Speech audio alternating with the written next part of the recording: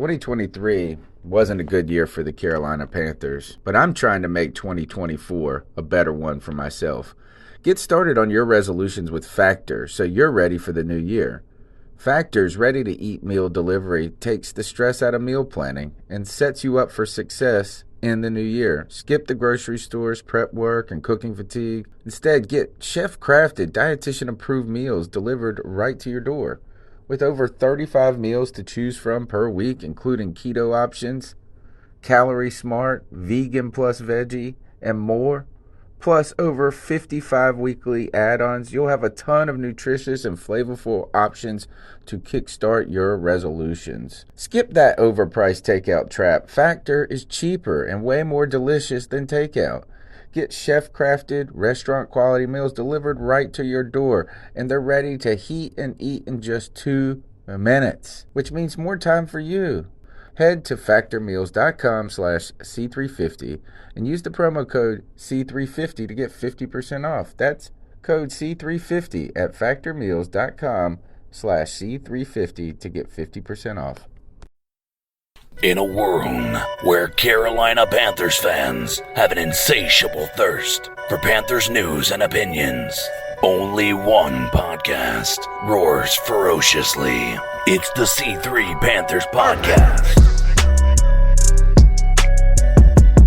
What is the deal, Panther fans? It's your boy, the Professor, a.k.a. Tony Dunn. It's the C3 Panthers Podcast, brought to you by CarolinaCatChronicles.com. It's the draft review show tonight. That's right. We've got real players and news to talk about. We are done with the NFL draft of 2020. It's in the books, and the Carolina Panthers have selected 7 defensive players. We'll be breaking it all down tonight on the show, as well as a lot of insight into the team's direction from an interview with Matt Rhule on WFNZ today. We've got all that for you on the C3 Panthers Podcast, the longest running Panthers podcast on the internet. Go ahead and smash the thumbs up button, subscribe, tell a friend about it, call into the show. The Cat Calls line is 252-228-5098. You can chop it up with my homeboy, Cody Lashney. How you doing, my friend? Tony Dunn. As always, it's another Tuesday night, and there's nothing I'd rather do than talk Panthers football, especially after the Panthers just had what I would deem an incredible defensive draft class, man. I love so many of these picks. I was high on a lot of these players. I actually had first-round grades on our first 3 draft picks. So even through the first round, I had first-round grades, or through the third round, I had first-round grades on them. We're going to talk about all of that and break down the finer points of all of these players. And, of course, the chat room is lit as always. Josh, J-Dub, Dubrelli, Anthony Rochelle, Ten Tizzy, Underground West, Joey Esquivel, Lee Trotter, Andy Smith, Tony Dunn. Ain't nothing to it but to do it, brother. Let's roll. CK in the house. You can find him at codizzle_Allen. What's up, CK? You know, just out here hanging out, just working on some of these videos. Going to try to multitask a little bit, but super excited to learn a little bit about these draftees that we have, and I'm sure Cody's brought the heat tonight. Wonderful. We got the Bat Daddy, Greg, in the house. How you doing, my friend? I'm doing fantastic, man. Long day of yard work, Tuesday night, time to relax and talk some Panthers football. Very, very upset round 1 with our draft, night of. Since then, things have changed. I'm so excited to talk about our draft. Let's do it, man. All right, go ahead and call into the show, 252-228-5098. We love hanging out and talking Panthers football with you guys. There's nothing really more important to talk about than the additions. Actually, the realest thing that we can talk about in a long time when it comes to football, the NFL draft occurred. We were here live for the Thursday, the 7th, I believe, NFL C3 draft party. We broke it down, the entire first round of the draft. Then I was on podcast all throughout the weekend. The news is here. Before we get into the questions about the players and things like that, the NFL draft in the virtual setting was far better than expected. Cody, we kind of rooted for it to be a shit show. It turned out to be the opposite, almost better than normal. Yeah, people preferred it because it had a more intimate feel to it. You got to see the general managers, the coaches, and the players all at home in their own environment. It was just, it was a different kind of feel. And I'm even interested to see what they do going forward. Even if we do, hopefully, return to normal, there might be some changes made to the draft that might be permanent because of this. But a lot of people really enjoyed it. I expect a lot of players to want to watch the draft from their own home. Like, you send me the camera, you set the shit up. I'm not coming to you guys. I'm not going to sacrifice myself and all of that to potential ridicule. Like, I'm going to hang here with my homies and get drafted 8th overall and be excited at my house. I could see a lot of players wanting to do that. Guys, they even had the fans boo Roger Goodell through the Michael Strahan was part of it. That was pretty fun, wasn't it? Yeah. Well, what I think is funny about this draft change they've made is it was interesting and it was definitely different, and I do kind of like it better too. But I wonder, whenever you're a draftee or you're a person who's going to get drafted, do they send you like 32 hats? That's a great question. That is a fantastic question. Is how do they pull the hat out? They have to. Right. They have to at least send you like 16. Yeah. Right. Like you're going to be in this. We know you're going to be in this top 10, so we'll send you the first 10 teams. But everybody puts on a hat. They must send all of them 32 hats. They have to. Yeah. Right. There's no way to go around otherwise. I do think that they have to, and their agents end up playing a part in that too. Because their agents, obviously know better than anyone the teams that are looking to draft them. But yeah, they do send all 32. And this year they all had a packet, man. Like they had a poster that was made for them by the NFL of them that you were able to see was hanging above their head, most of them. Obviously the iPhone and everything they sent. But yeah, you never know what team is going to trade up or trade back for you. You just don't know. Did they really send an iPhone? Yeah. Was it iPhone? Is that like not a breach of their Surface contract? What do you mean? I think they have to send it back. The Microsoft Surface is like the affiliate of the NFL. Like, why aren't they all two different? I'm sure the broadcast contract is different than what, like, that's broadcasting live games. I imagine. I mean, and then again, we might see them starting to carry iPads this year. There might be a contract up. You don't know how long those go out. Yeah, if there is a season. No. Let's go ahead and jump into the draft picks themselves. Thursday night, we were all excited. Really, the draft was very boring to me. It was a boring draft, particularly like the first 10 picks. The first 10 picks were just scripted. Party was fun, though. It was. Cody, tell us about the first segment of the draft leading up to where the Panthers were going to select, right? Is you get Burrow, then you get Young. The draft starts at number 3. What happens? Number 3, Jeffrey Okudah goes off the board. And really that had a lot to do with what ended up happening with us because from what I heard, it was Okudah or Brown at the top of their board. And if they didn't get one, they were going to take the other. Right. And Matt Rhule has even said that he was surprised that, Marty Herney rather, said that Derek Brown, he was surprised that Derek was even there. So, that's like the only team that was going to take them. Why can they act that surprised? Like, seriously, is Miami going to take them? Are the Chargers going to take them? Who did he think was going to take Brown so much? Well, Dave Gettleman loves the hog model. Yeah, that's what I was thinking. Yep. Up in New York and the Giants. And I mean, man, you never know, man. Just craziness ensues and you never know what's going to happen. So, but they got their guy. And listen, we may not have been very happy with it on draft night. At least I wasn't. I know Greg wasn't. I was. But no, you were. You were. And it's not like I didn't like the pick. I just thought that it was too rich for number 7. But especially when Simmons is on the board. Yeah. And here goes a pick later to the Cardinals.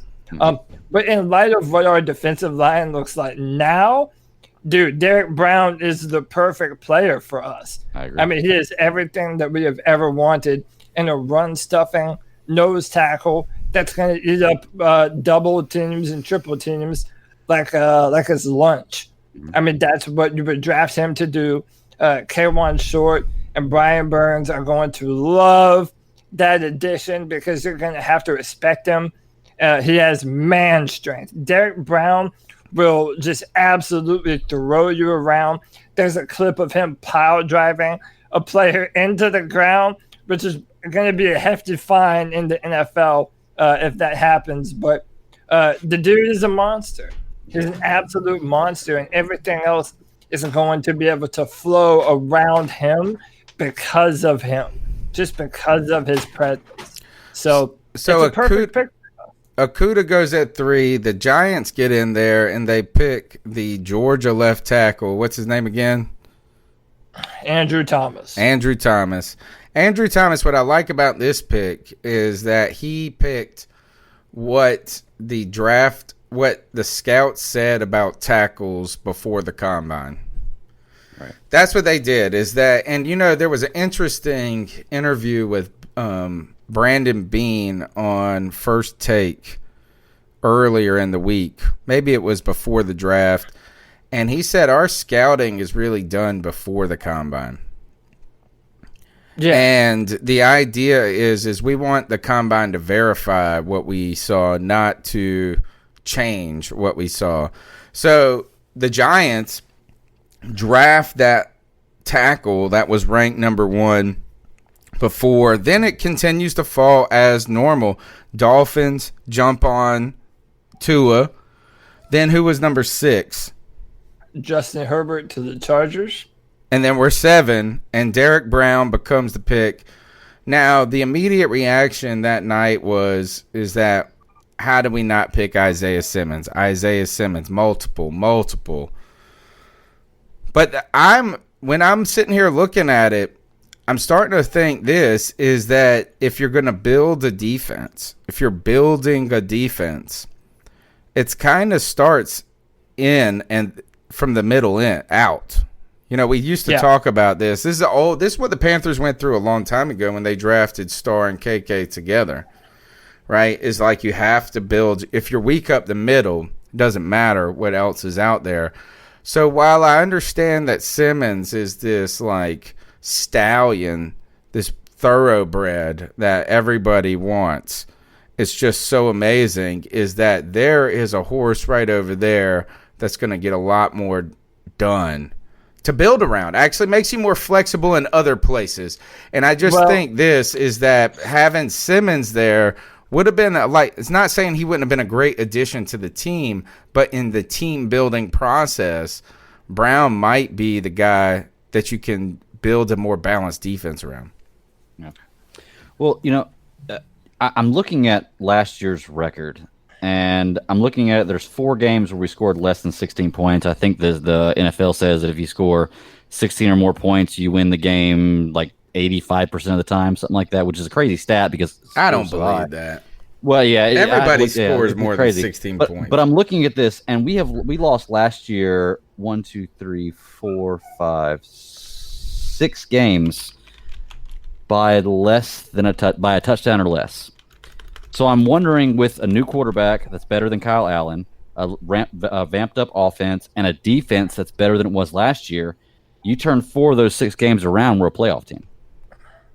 Mm-hmm. So it makes me wonder. I'd say hold your horses there a little, buddy. Hold your horses a little bit. Well, no, I don't know. I think he's 100% right. Yeah. If you look at the past 3 seasons, that's been the case. There have been a few games that have been, 3 points or a touchdown, and a lot just doesn't swing our way. And if it did swing the other way, we would have been a playoff football team, even in Cam's final season. Mm-hmm. So, I get that notion.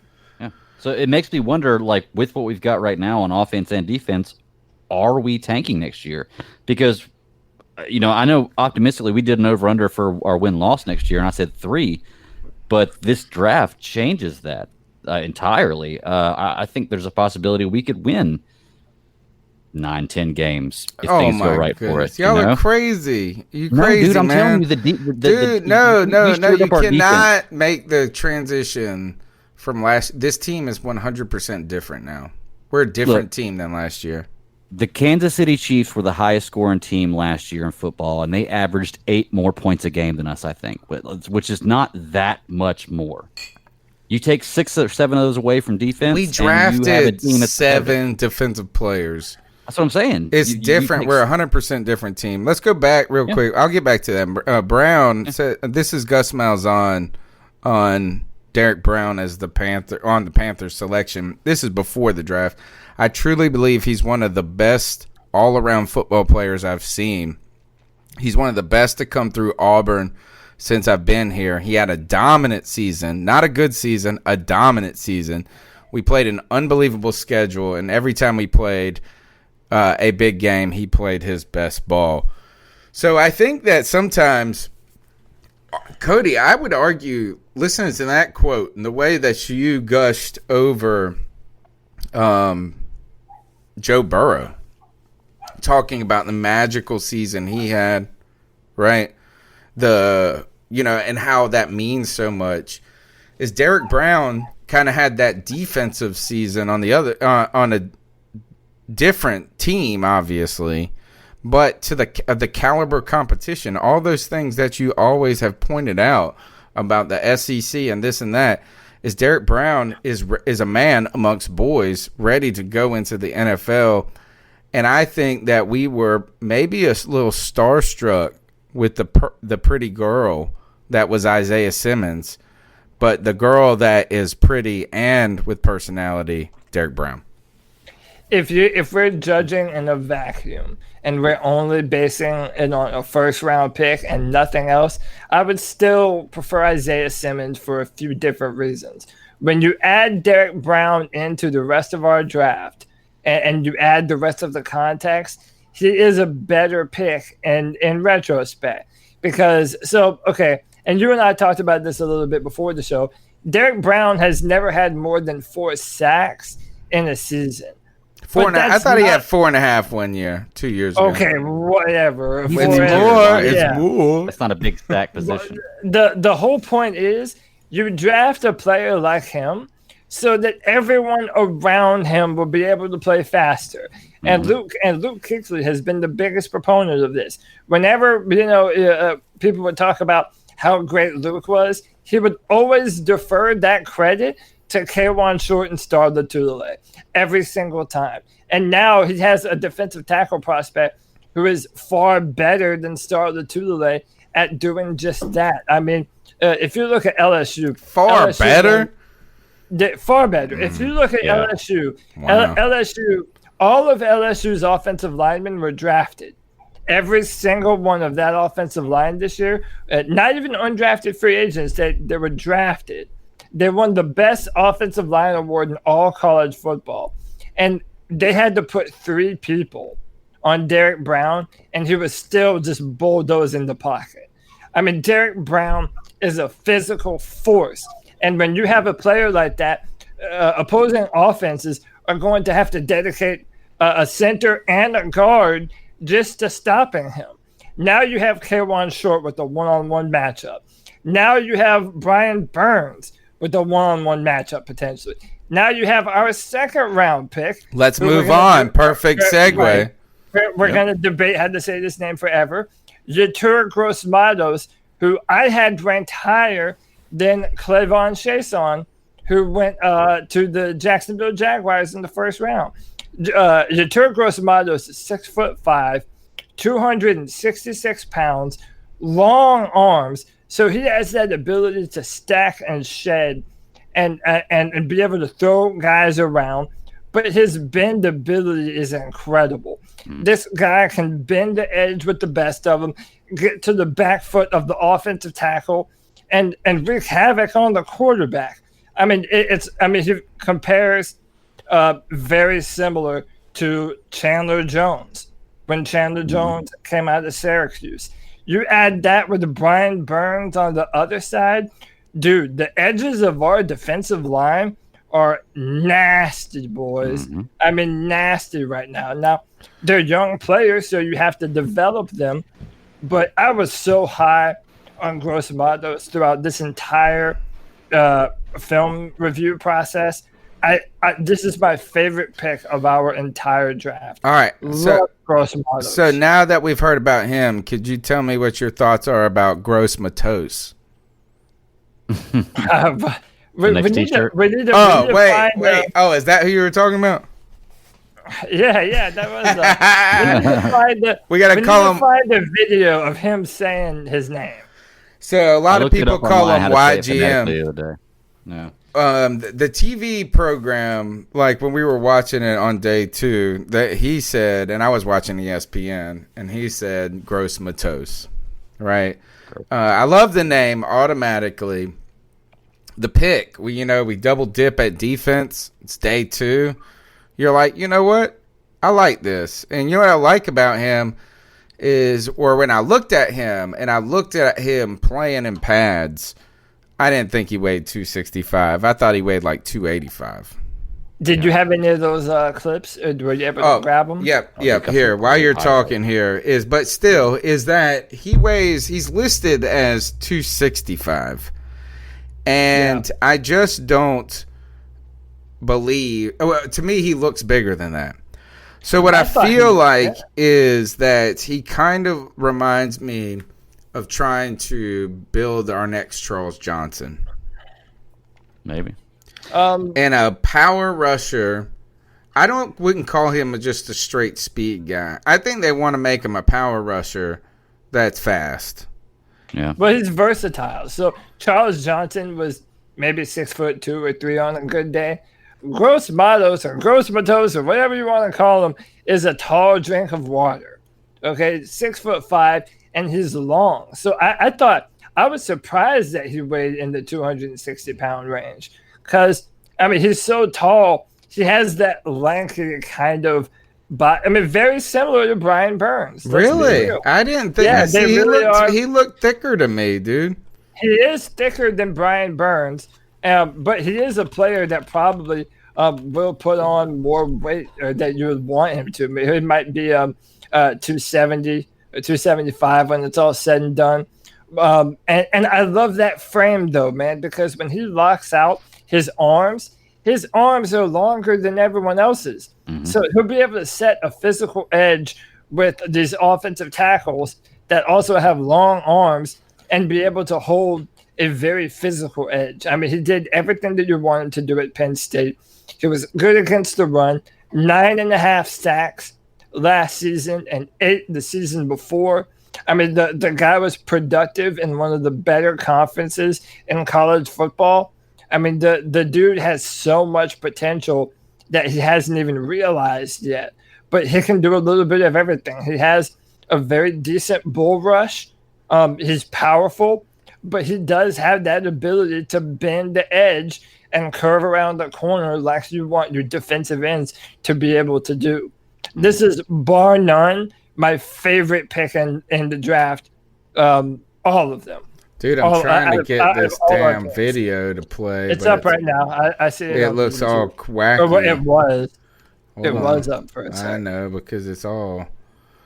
I can't see it when I put it up, and so it's just hidden until I press play. Yeah, but whatever you were doing, just do that. I know, it covers our faces and looks terrible.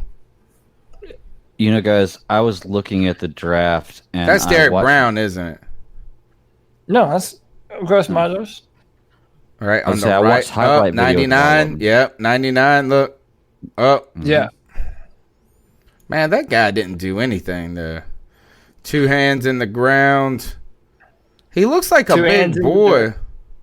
No, so what you see there is he gets his hand on the offensive tackle and sheds him. He throws him to the left. You also see in the second clip, he lines up at 3 tech and is able to throw the guard to his left with the swipe maneuver and still affect the quarterback. He then lines up on the opposite edge, uses that length and just pushes guys around and gets to the quarterback and puts him in the dirt.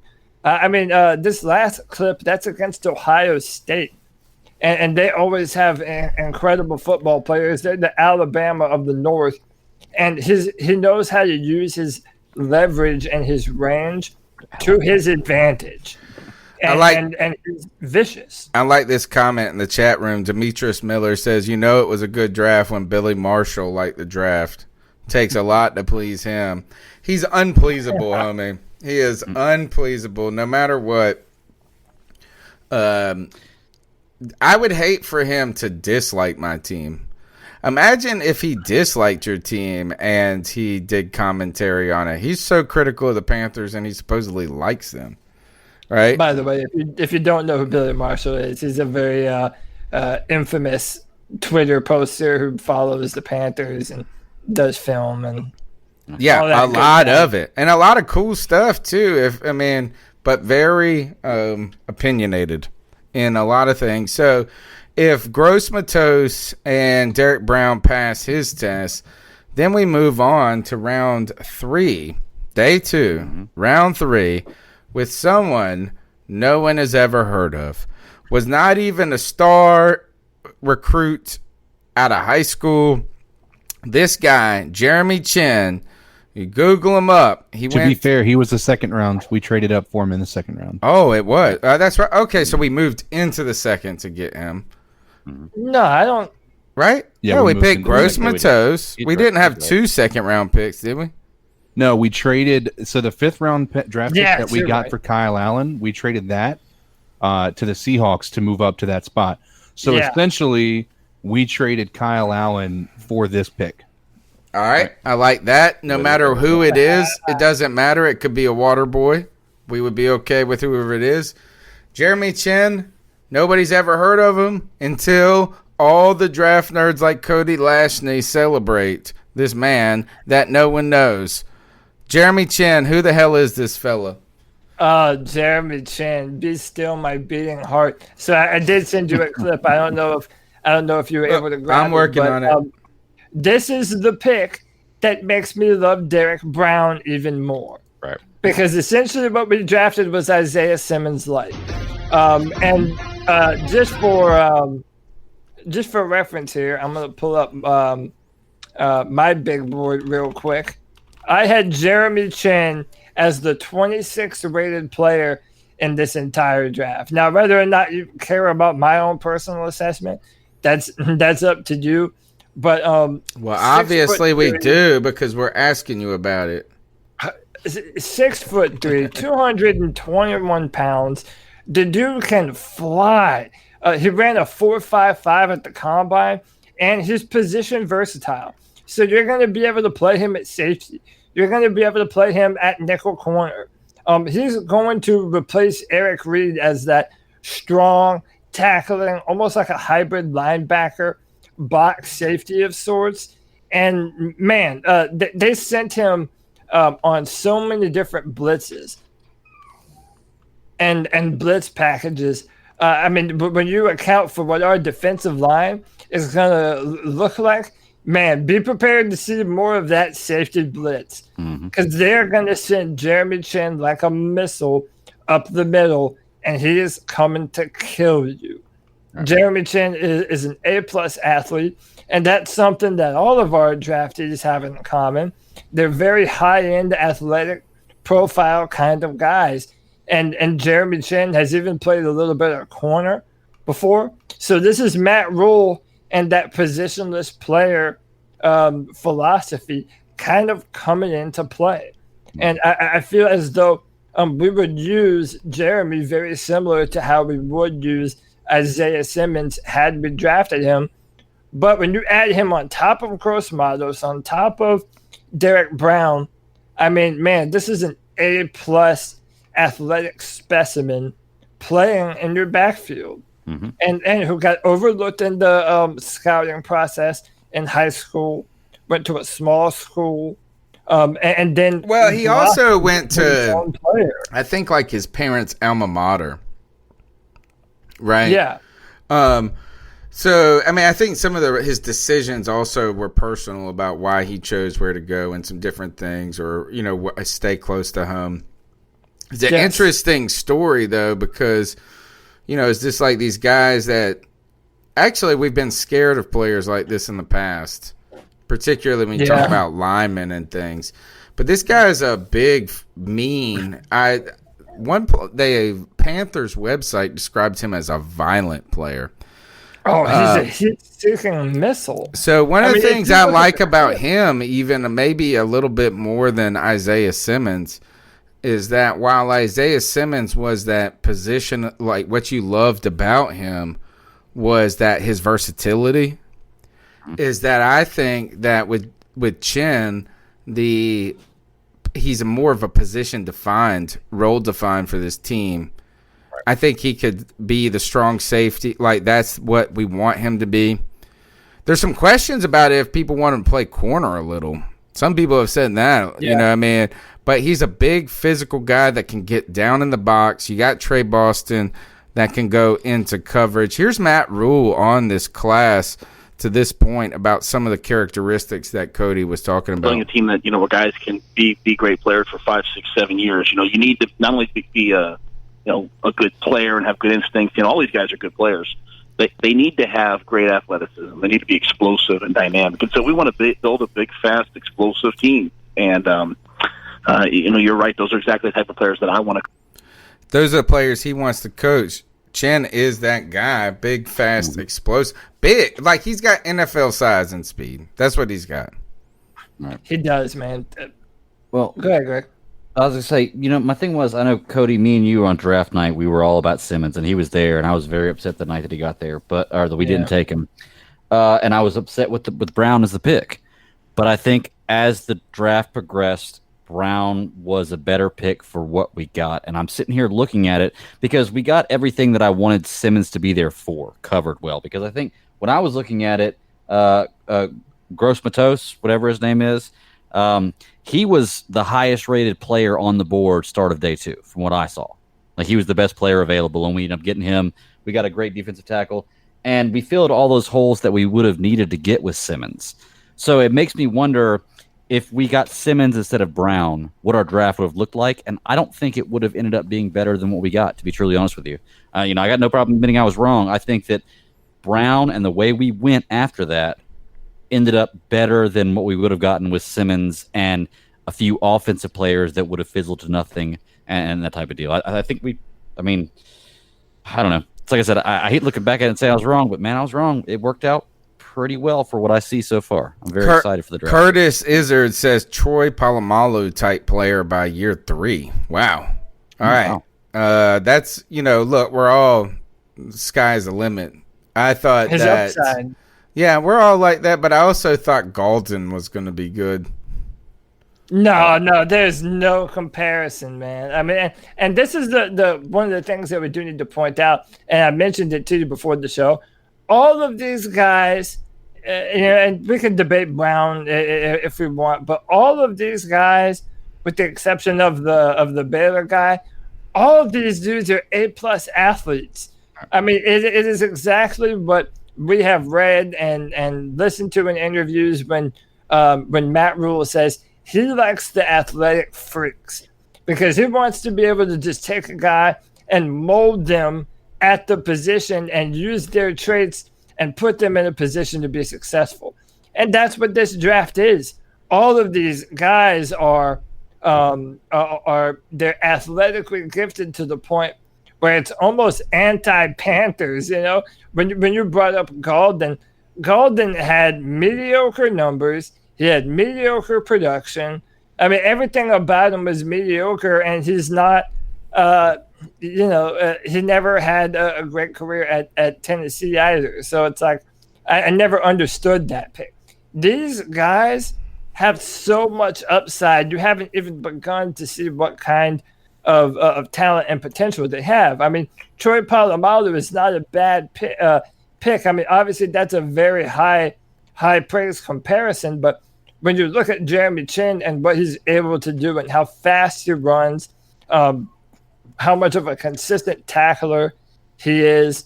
I mean, all these players that we drafted, they just have that extra gear that a lot of other players just don't have. And it really is a new kind of thing for the Panthers, and I hope that we continue to do this. Before we move on past the draft or beyond into the draft, I would like to remind everybody to smash the thumbs up button, be a part of the show by calling the Cat Calls line. The number is 252-228-5098. We want to hear your thoughts on the NFL draft, Carolina Panthers. How was Rhule calling the shots? It looks like Demetrius Miller is right, so it's safe to say Rhule was calling the shots when you talk about the athleticism in that draft. But before we go on past the third-round pick, let's circle back to YGM. You know, the first round of the NFL draft, I went on a radio spot. We did the NFL draft party live here. And since I'm emceeing it, I got the draft on mute. You know, I'm trying to bring people in. I'm trying to keep up with stuff. I'm drinking beers. I got all this stuff going on. So I don't get like some of the nuances of the draft. So a lot of people the day after talking about like, hey, did you see that person that looked like he was taking a dump, this and that. And so my friend brought up this I was on Pirate Radio 1250 with Clip Brock on the sports bar. And he said, man, these stories, dude, that we are having, like the background stories for these people, man, just intense. And he was talking about that on night one. And so I went on the radio before round two and I sent him a text message and I said, homie, I don't know if you can top YGM's story. They break out the background story for Yoder Gross Matos, and his dad died saving his life as a baby when they went like capsized off a boat. They were on the lake, and his uncle and his apparently he went overboard when he was around 2 years old. His uncle and his father jumped in to save him, and his father never came back up. So I mean, he has to know. I mean, it's weird to even say it, but like he died saving him. So you have to live with that on your consciousness. Then on top of that, this is crazy. Dude. This is so terrible. And I actually watched this the night before day one of the draft. I learned this. I was watching videos on YouTube, and I learned. So maybe it was a little bit of foreshadowing. But he was playing baseball with his brother, and these incredible storm clouds. They were like at a peewee game, I heard. Yeah, these storm clouds started to roll in. So the coaches told all the players, go to your cars and just wait this out. Well, Yatora's brother said, no, me and a friend of mine, we're going to go and play catch out in the outfield. And, Yatora, wanting to follow what your older brother does, goes out there and follows him. And they're out there, and everyone hears this loud flash. And basically what ended up happening, his brother got struck by the lightning.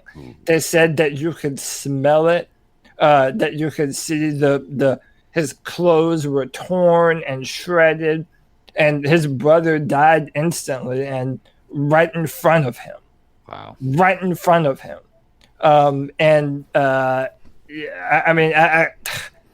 Damn. Dude, I mean, like, what do you even say about?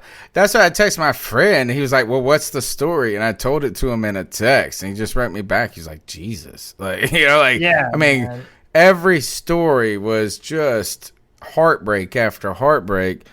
Makes you want to cheer for YGM right off the bat, though. Oh yeah. I mean, I don't know like why we would cheer against him. I don't really know why it makes me want to cheer for him more. But what a terrible story. And then in the video snippet that I saw, he was playing at Penn State, and that there was a thunderstorm warning in the middle of the game, and that prompted him to put it on, and he got like 2 sacks that game. Oh dang, he played. I would have been running for them. He felt like the presence of his brother and father were there.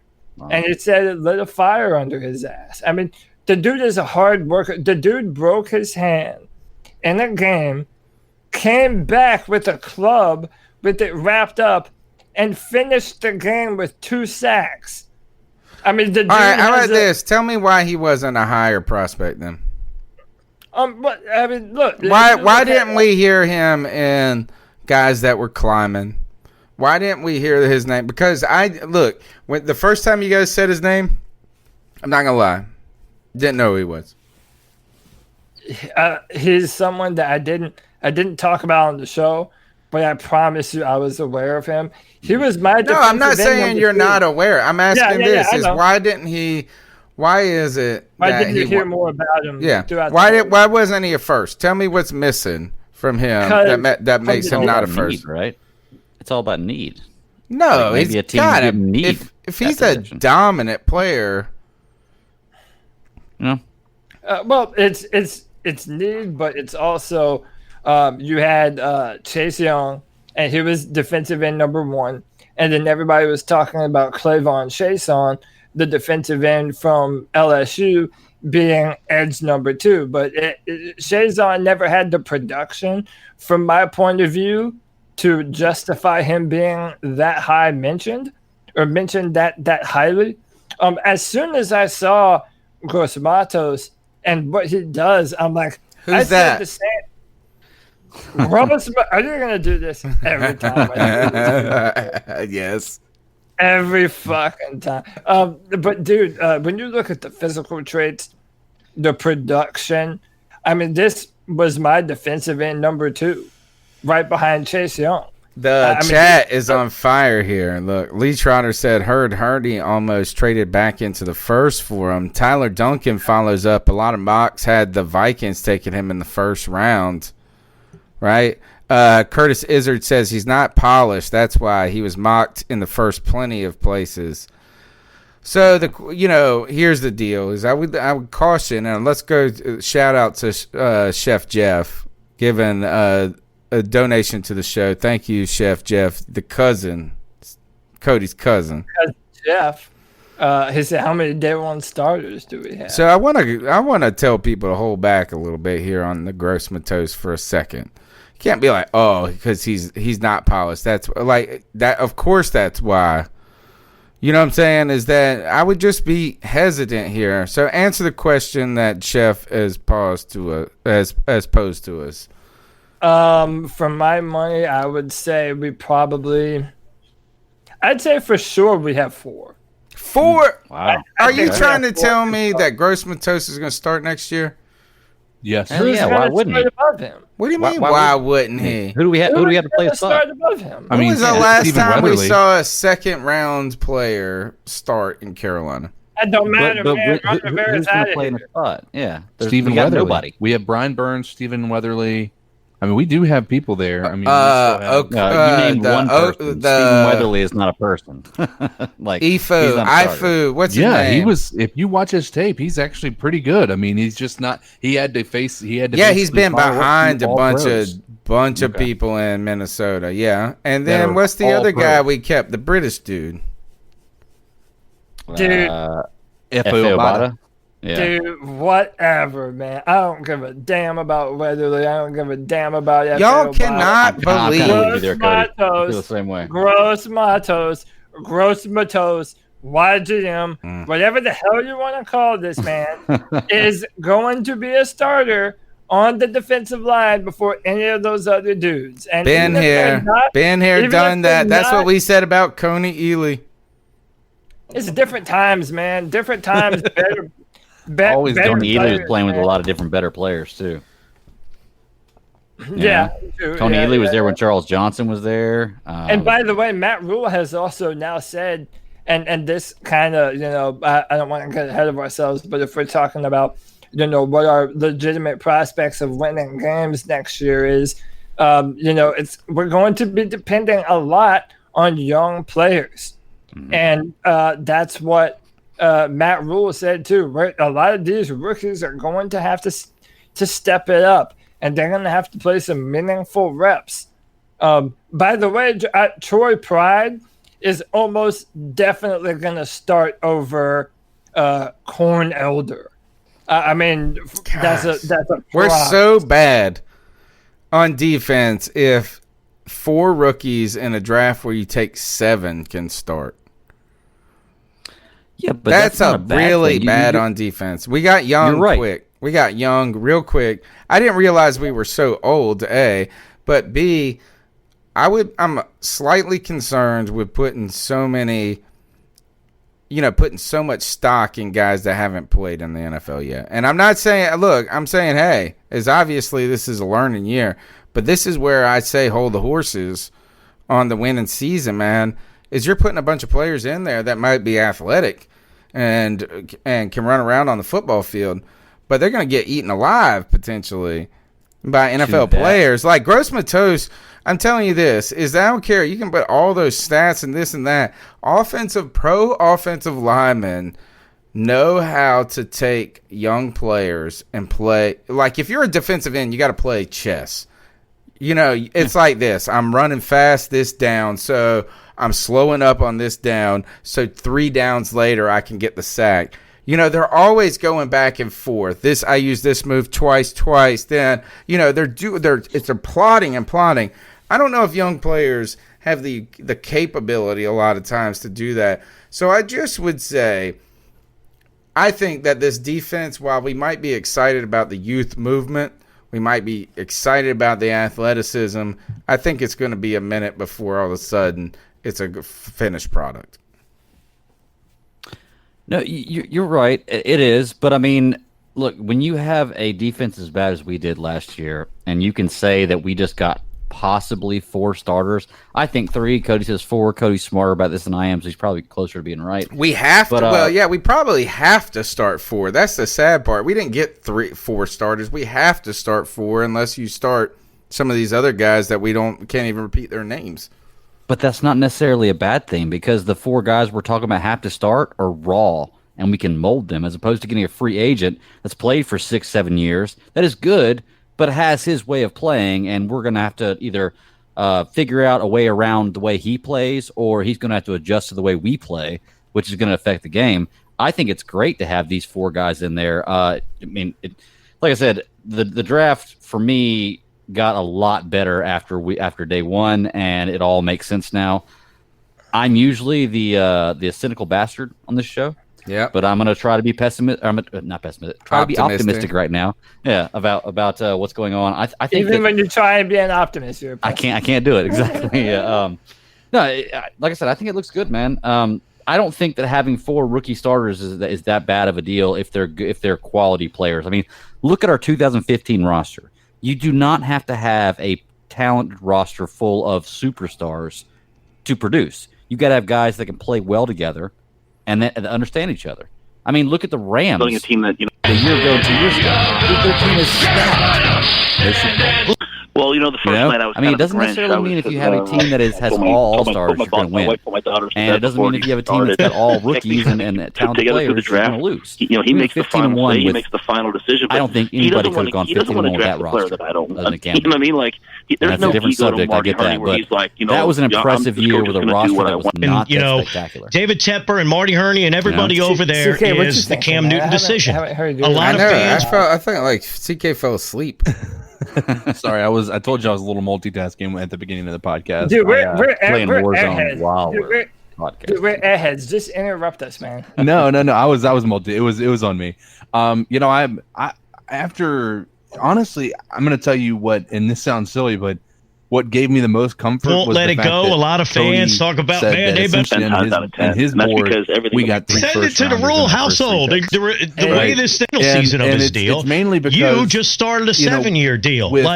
How accurate are those reports that you do? I think it's fair to trust this guy. Him for making a decision that was right for him. I think he really hasn't been somebody who leads us astray when it comes to following these prospects. Mac drew the Cam question, Coach. Now I drew another hard question here. At the end of the day, I'm pretty excited about the outcome of what we've seen. I think you can look at those draft picks, put an offense on the field. We'll just see how the coaching works now. I mean, at this point in time, I think. But what I do believe is, are you not comfortable putting a time frame for amount of undrafted free agents that we signed? Is that a pretty high number, or is that standard? Because I felt like that was really high. I don't know. I can grab the list, but it is the most undrafted free agents that I have ever seen a team sign. Like, I have never seen a list that big of undrafted free agents, let alone that the Panthers signed. Apparently a bunch of the guys that they signed, they expected to be drafted also. So, I didn't really take a look at that list too much, so I don't really know who all was on it or in it. But to kind of piggyback on what Tony said, I just think that we're in a new era, Tony. Ron Rivera's gone. Ron Rivera wanted to depend on veteran presences. I always said that he was a veteran coach. This team does not seem fearful of coaching youngsters. It doesn't. And I don't think we're fearful of putting them in play and say, look, you're a rookie right now. Even if you get beat a few times, welcome to the NFL, Rook. Like, at least you're learning now. And what's something that we've been saying on this show for a while, our expectations next year, no matter how good or no matter how much better you think that we've gotten because of this draft, the Panthers aren't necessarily looking to win the Super Bowl next year. Right. They're trying to build a team. That's why they offered Matt Rhule a 7-year contract. That's why they paid McCaffrey for the next 4 or 5 years. I mean, this is not a team that has to have it right now. So I do think they're going to be starting a lot earlier than players in the past because they're not afraid of our players getting their butt whooped, because that just adds to their growth and their development, and you're building for a later day and time, but you're just putting the pieces in place right now. And I legitimately think we're going to have 3 or 4 starters out of this class for sure. You're listening to the C3 Panthers podcast, brought to you by CarolinaCatChronicles.com. You can be a part of the show calling in 252-228-5098. We're going to get to the cat calls in just a moment. You guys were mentioning the direction of the Panthers. Matt Rhule was asked today on WFNZ's The Mac Attack about the timetable and what their thoughts were. Here's Matt Rhule on that. All talk to the scouts. We could click back together, just him and I and Mr. Tepper sit there and say, okay, this is what we're going to do and move forward. And I thought this program, you are a program builder by trade. That's what you did at Temple. That's what you did at Baylor. Do you have a time frame in your mind? Like, to me, it kind of feels like 2022 is a year where there could be opportunity to give you 3 off seasons to do this thing. Breeze and Brady, they're not getting any younger. It feels like that. Is that a good time frame, your 3rd year, or are you not comfortable putting a time frame for when you're going to be a contender? Yeah, I mean, I'm going to give you boring coach answers right now. Hey, at least you would tell us ahead of time it's coming, It's funny. We had a team meeting yesterday with the guys on the team, and I just tell them, I said, listen, you don't have to think this way, but this is how I really think. And, for me, it's like, I'm always just trying to do the right things, and knowing that if you do that long enough, eventually you're going to be successful. And so in college, it took me, it was a terrible year, then a decent year, and then a championship caliber year both times. Yeah. And so I don't think that that's necessarily the time frame. I just think it's most people make bad decisions in the NFL because they're afraid about getting fired, or most people make bad decisions in the NFL because they're afraid that to upset the fan base or to look bad, and so they end up doing what people want as opposed to what they think is right. And, that's a dig. And then they delay it or they never get there. So what we've tried to do is we've tried to just make good decisions. We try to make good decisions in the draft, good decisions in free agency, and I'm just hoping that we can be a good team sooner rather than later. I Ask about Cam. Wait all the way, till 2022 because I don't want our team this year to hear that, certainly, and I don't want fans saying, "Oh, they don't think they're going to win." I'm going to fight scratch and claw. I didn't say that, by the way.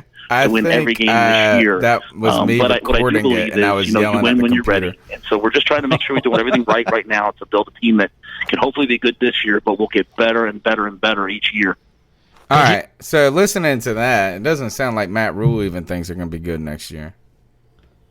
Well, Mr. 11-5 over there, putting on your mask now. Away from it.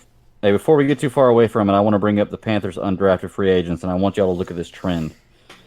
We drafted all defensive players in the draft. Here are undrafted free agents: Omar Bayless, Arkansas State, wide receiver; Trayvon Heights, TCU, wide receiver; offensive guard Mike Horton, Auburn; offensive lineman Brandon Bowen, Ohio State; offensive line Sam Tecklenburg, Baylor; center Kendrick, I don't know how to pronounce his last name, Washington State. Tight end Cam Sutton, Fresno State, and defensive back Miles Hartsfield. So Like with the undrafted free 90% agents, we went all offense. All offense. And I I've got want to to say there is a Baylor player and a Temple player, or not? Sorry, not Temple, just and one our Baylor free player. agency, Matt Rhule's, I'm going to play a clip on this later on the show, but our free agency was all oriented to the offensive side of the ball. Right. So while I was going to ask you guys this earlier, Cody, is there any concern with going so heavy defense? I told you guys weeks ago, if we drafted all defense, I wouldn't be disappointed. And I'm not really. Like, I'm not walking away from this draft going, there was the need and there were plenty of guys good enough. Need and opportunity meets. The Panthers defense was non-existent. You guys are saying 4 players are going to start out of this draft. How can you not draft 7? Well, so this is kind of where I'm at. I'm honest about my assessment no matter what, and I just told you that I think this is a fantastic draft class. Mm-hmm. My honest opinion going forward is that this offensive line scares the shit out of me, man. And that's just honest. I love Taylor Moton. I think Taylor Moton is easily the best player on our offensive line. And I think that when Russell Okung is healthy, he is a very good left tackle prospect. So if he does stay healthy, then, hey, man, that's perfect. I am very worried about the interior of that offensive line. You don't like Paradis? So Paradis, I was high on him when we signed him, but he gave up the most pressures out of any center in all of football last year. And that was bad. Then you look at some of the guys that we drafted last year. Greg Little, that pretty much means they're going to move him inside, and I don't think he has the pure strength and aggression to play guard. And then you have some of the players that we drafted last year. The guy from South Carolina, his name escapes me right now. But he played a little bit of guard, and he was kind of beaten Dennis up on Daly. as well. Dennis Daly. Yeah, But you know what? Daly. It wasn't that he was playing guard that he got beat up on. We made him play tackle one part of the season. Dennis Daly, obviously, there's some questions and concerns with our offensive line. Here, let's keep going through since you guys are bringing up these points. Here's Matt Rhule on free agency and Marty. This is the longest clip we got. I don't understand what you guys didn't, here or there. What we did was we went out and we got a bunch of we only have 3 players over 30. This goes to Greg's on the roster. So we got a bunch of young guys that we think their best football's ahead of them. We put a bunch of weapons on offense. We thought we secured, the O-line. We had to address left tackle. I mean, there were games last year where, because we were moving guys around where, we just couldn't even get a pass off because, we were struggling at that one position. So we addressed left tackle with a Pro Bowl guy who very simply had a heart issue last year, and he's back and healthy. He was played for our O-line coach. So I think, all the decisions we made were really disciplined decisions. We didn't have the cap space. Sometimes you read like, hey, they have this much cap space. That's not really the number that we have. And so sometimes they can be reported they have $40 million, but we don't. And so with a limited amount of cap space, I thought we did a great job of finding the right people to allow us to go into the draft and draft on defense and get the right people on defense. So I think all of this has pointed to people that are fighting for the long term, but not sacrificing right now. Like we want to be good right now, but we don't want to sacrifice one for the other. We want to be good now, and we want to be even better later. And so Marty, I mean, you go back and look at Marty Herney's first round picks in the draft over the years. Yeah, tremendous. I mean, he's made a lot of progress. I mean, he's had a lot of great picks. He's hit on all of them. I mean, there's not many people that have that track record. And so, we worked together through the draft. He makes the final say. He makes the final decision. But he doesn't want to draft the player that I don't want. You know what I mean? Like, there's no ego to Marty Herney where he's like, this coach is going to do what I want. He sat there with me, and I would tell you this. I believe that my coaching staff and I, a bunch of college guys and a bunch of guys that, we have a bunch of guys who have been in the pros that followed our suit. We outworked most coaching staffs in terms of the amount of guys we watched, the amount of guys we wrote up, and whereas most linebacker coaches write up, to the top 10 linebackers, I can tell you Mike Saravo wrote up the top 50 or 60. And as we got into we got a couple guys in free agency that we thought were going to get drafted. And so I thought the work between Marty and between myself and between our staffs was really, really good and as healthy as there is in the NFL. And that might, the first year you're just trying to triage the roster. I mean, we lost a lot of guys. It was a roster last year built for, one last run. And there was a lot of guys that are, towards the end of their career, and they're great players, and I respect them, but they were just older. And we had to make a youth movement here. And Marty's made the youth movement. So there's absolutely no anything between us except for respect. And, I lean on him quite a bit.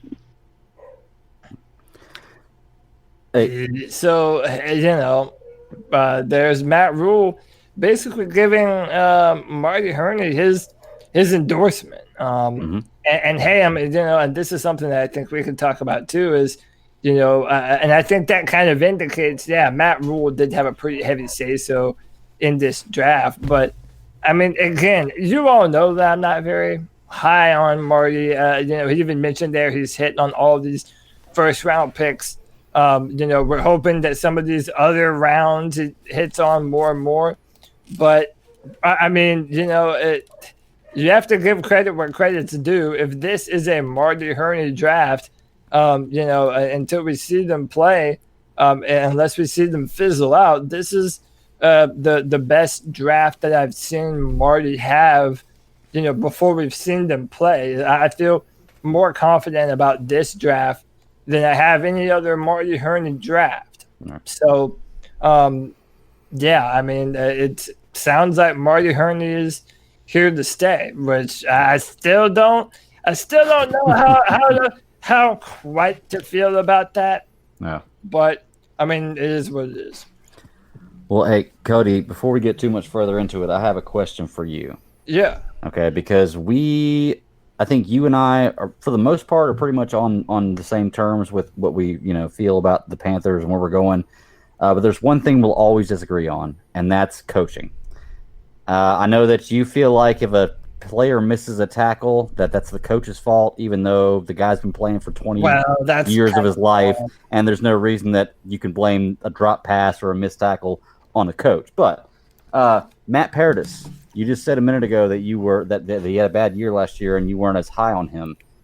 Before coming into Carolina, he was the top-rated center in the NFL free agent, and we got him. We were psyched we got him.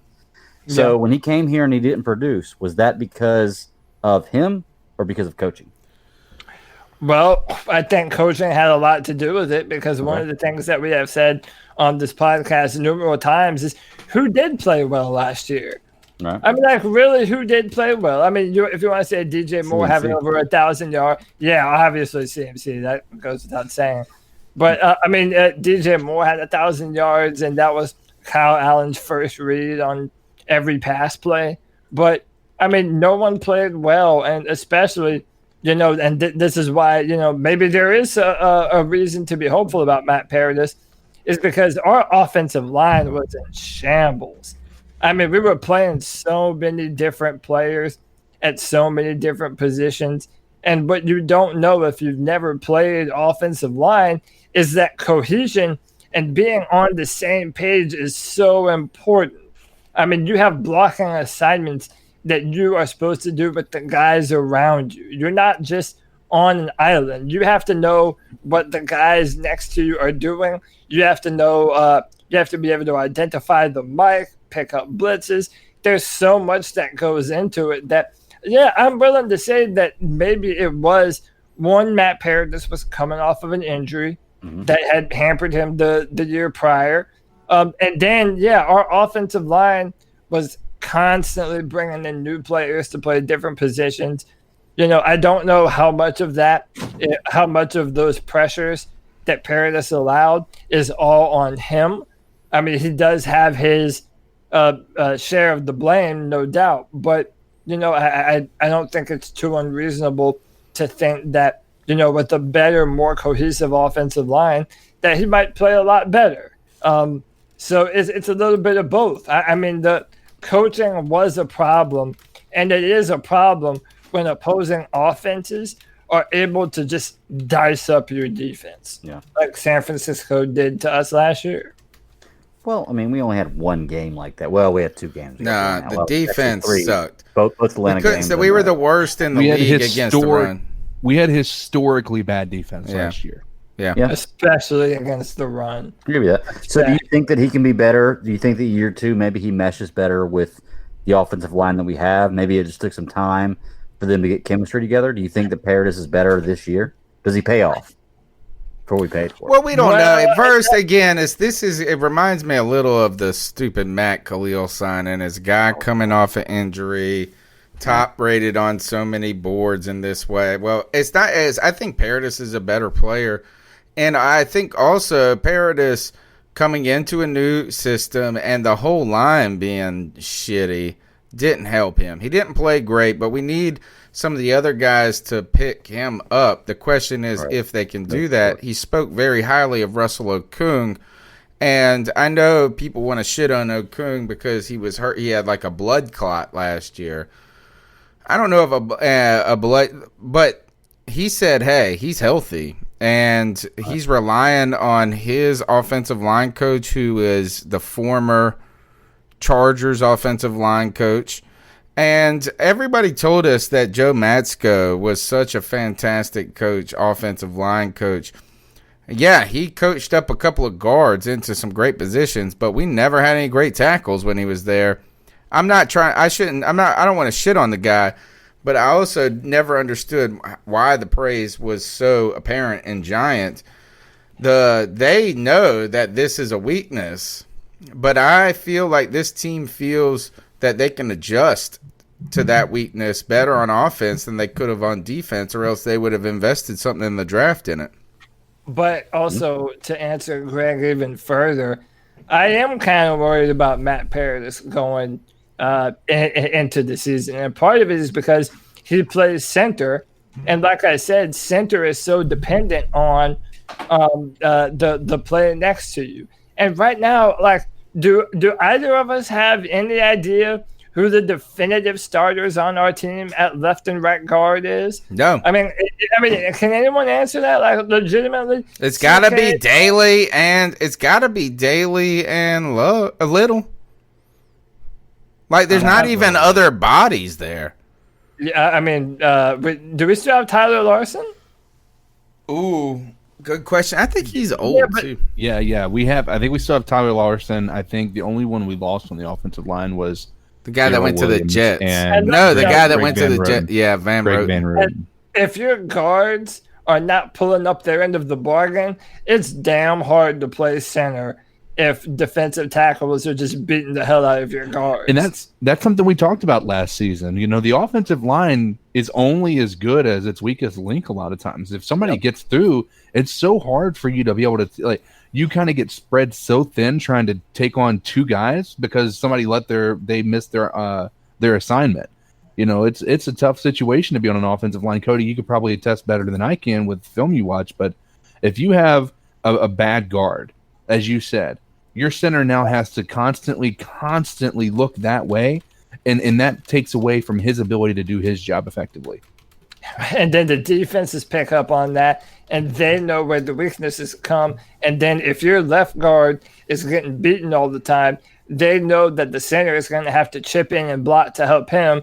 And then that's when you know to send a blitzer, like on a safety blitz or a linebacker blitz, just right up the middle. And again, we do not have Cam Newton, a healthy Cam Newton that can run around and make plays. I mean, this is Teddy Bridgewater, who even when he was playing with New Orleans and was good with New Orleans, a lot of that was dependent upon that line giving him enough time to throw the football, enough time to be able to go through progressions and get the ball out of his hand. So, I mean, it is a very reasonable concern for the Panthers to be worried about, and Panther fans to be worried about the offensive line, because there are not a lot of definitive answers to be had at some of the most important positions on our football team.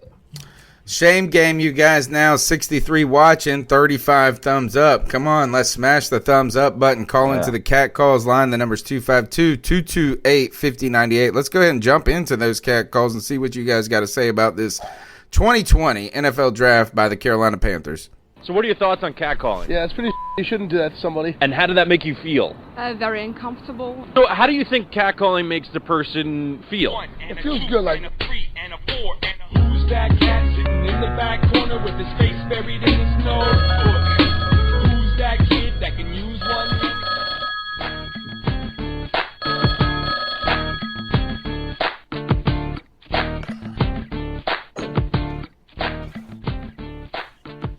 Panthers podcast, my homies, G. What's up, G? Man. Hey, man, that draft went pretty good, man. It really did. In my opinion, hey, I'm like everybody else. I want Isaiah Simmons, but oh well. We got Mr. Brown, you know, and hopefully he can cause disruptive fucking force against any team in the NFL, hopefully. And with the defense, we all got defensive picks. That's pretty good. That's telling me something that Rhule is trying to rebuild, not just for right now, but for the damn future. Because everyone's saying that's how the 49ers did it, but, you know, the hell with the 49ers. Never been a 49ers fan. So, give me your take on the Derek Brown pick. I'm going to tell you a pick that I really, really like is that dude Chin. Chin, I think, he's gonna do something, man. I think that defensive tackle took from Baylor, rotate him with Dan Brown, I think he can cause havoc too, man. And before I go, and I hope every Patriots fan is listening to what I'm about to damn say, man. Not Patriots fans, excuse me, Buccaneers fans. You guys are probably going to go 8-8 if that. I'm telling you right now, with Tom Brady, I'm with you, brother. He's getting older, and one thing you need to realize, man, Tom Brady, you're not in the AFC East. You in the South now, boy. We hit hard as shit down here, man. So, yeah. I like that. Man, I felt love that call. one. Great call. You said you're in the South now, dog. We're coming for the ass. Yeah, I like that. Shout out to G. He asked about the Derek Brown pick. We've talked a little bit about it. Right now on YouTube, guys, I've got an image of the Panthers Instagram post. They put up Derek Brown in with the word hope, and it's kind of to the colors. That's a Princess Leia poster. They stole that from Star Wars. Really? Well, and then Barack Obama. They also tagged, they call him Baby Barack. And the comments, people went nutso in the comments about making political this and that. I do want to point out like a reference to, this is kind of reminiscent of a Obama, campaign ad at one point where the Yes We Can type. We did that with Cam though, but Panther fans went crazy about this. But I think there is a story here is that Derek Brown is very interested in politics and has aspirations of being a politician one day. So that's, I think, where this comes from, the Baby Barack. But controversial pick from the start because so many people wanted Isaiah Simmons, and the Panthers doubts a little political gasoline on the fire. Can I just say something Sure. real quick?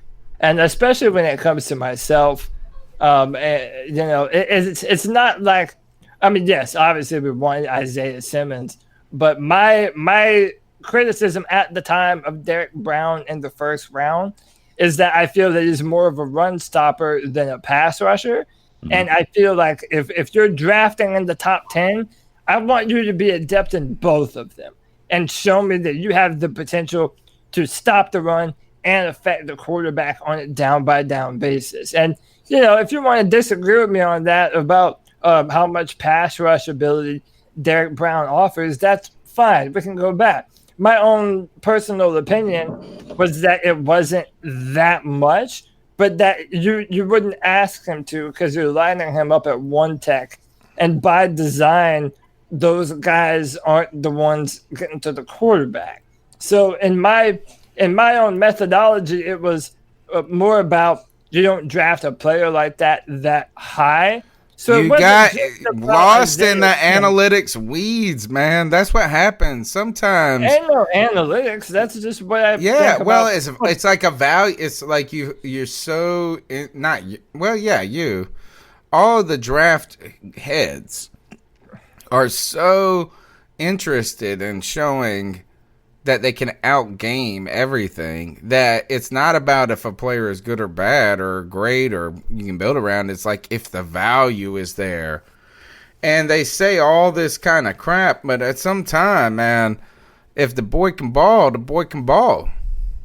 Yeah, and the Ken 867 in the chat says, Cody, you don't think that body can be trained to smash the pass? I think and so, yeah, yeah. that's another thing. Absolutely, and that's a great point. That it doesn't matter what player you're talking about. It doesn't matter if it's Joe Burrow #1 this year or Trevor Lawrence #1 next year. It doesn't matter. None of these players, not a single one of them, is a finished product coming out of college. People don't understand. There's a lot of differences to college to the NFL. A lot of stuff that even I don't understand. I don't understand all the full details of, especially the strength difference from college to the NFL. Yeah, man, once he learns more pass rush maneuvers, yeah, Derek Brown will be able to affect the quarterback, no doubt. My main point is if we're in a 4-3 defense, you're never going to ask him to be your primary pass rusher. And Right. that was my whole point. Well, and what you were saying about the college thing is kind of what I was saying a few weeks ago, is that you may be in high school, you may be the top 1%. In college, you may be the top 3%. But when you get to the NFL, everybody in the NFL is that top 3%. Yeah. So it changes the entire game up. You may have been a stud in college. We've learned that from drafting USC wide receivers. You may be a stud in college. Doesn't mean you're going to make it in the pros. But I think his skill, I think that disruptive force is important, particularly when you got some guys that you're trying to build speed on the outside with. Right? Is you can't have all Brian Burnses across the line, right? So you need these picks. They might not be the sexiest at time, but they can build. They can put the other players in positions of success, and I think that's why Cody was so vehement earlier in the show by saying that when you look at the Derek Brown pick in the context of the following picks and the roster that we have, it might not be, in your eyes, the best pick in a vacuum, but the best pick. What did you describe before the show? I wrote it down. Overall. The perfect pick for us. Yeah, it is the perfect pick for us. And again, when you have someone as purely powerful as Derek Brown, again, you have to respect him. He is going to draw double teams because if you don't double team him, he's going to throw your ass in the dirt like Sid from Toy Story was doing to all those toys he was torturing. Great That's what he's going to do. So an offensive line is going to spend more resources blocking him. And now, Kawan Short, Brian Burns, Yator Grossmatos, whatever the hell, are now going to have one-on-one matchups to beat their guy. Beat the guy in front of you. And by the way, now our defensive backfield is even faster, so they're going to be able to cover even better, therefore giving our defensive line more time to get into the backfield. So that's got a real 2013 feel to it, where we were trying to build a dominant defensive line that got 63 or 64 sacks that season. I want to argue this is that I used to be critical of Star Latulele, or not critical. Actually, I was never critical of him as a player. But when he was asking for the money, I was just like, man, the production just, when you look at the stat line, when you look at this, it's just not there. But without him, Our defense continued to never be able to fill that void, and that's why he got paid by Buffalo. And while they let other guys feast.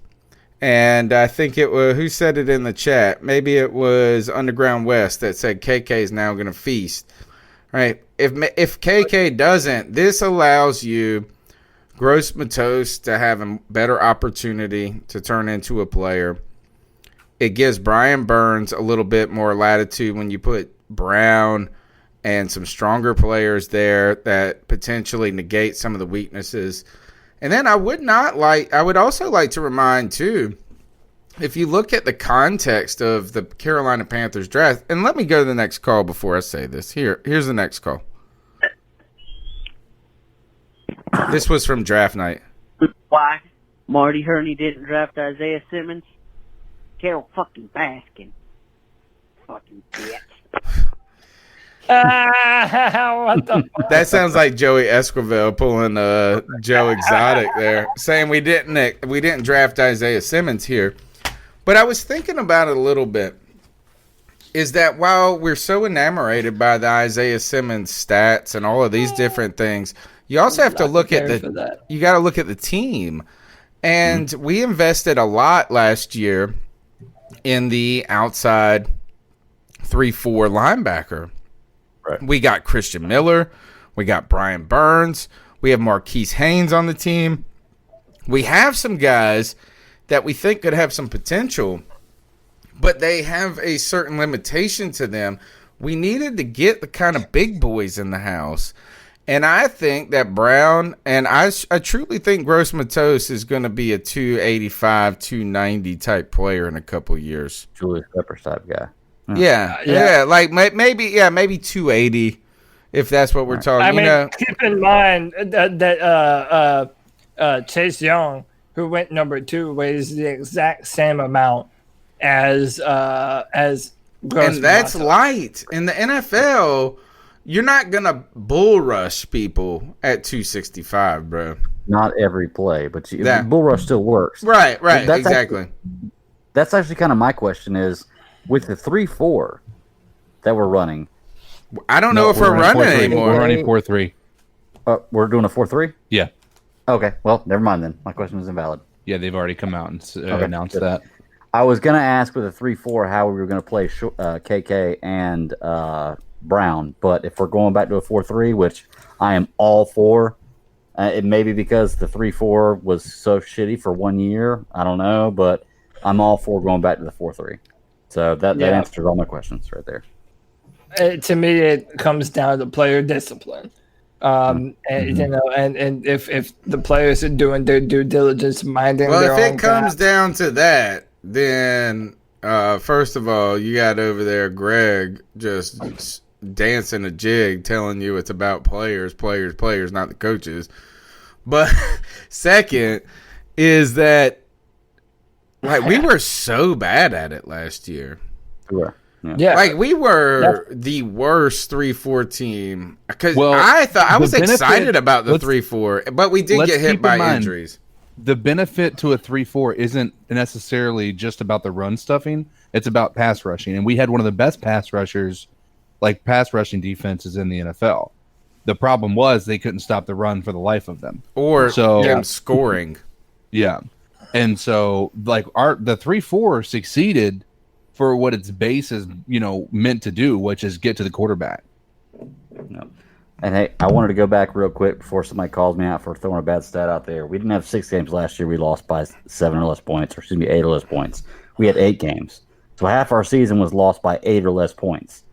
Yeah, but so does every team. Every team says this all the time. The Tampa Bay Buccaneers have said this for a decade. We've said it for a decade. We've said it for a long time. Every game we lose outside of Pittsburgh and that is a heartbreaker. And that actually makes this process more difficult for me.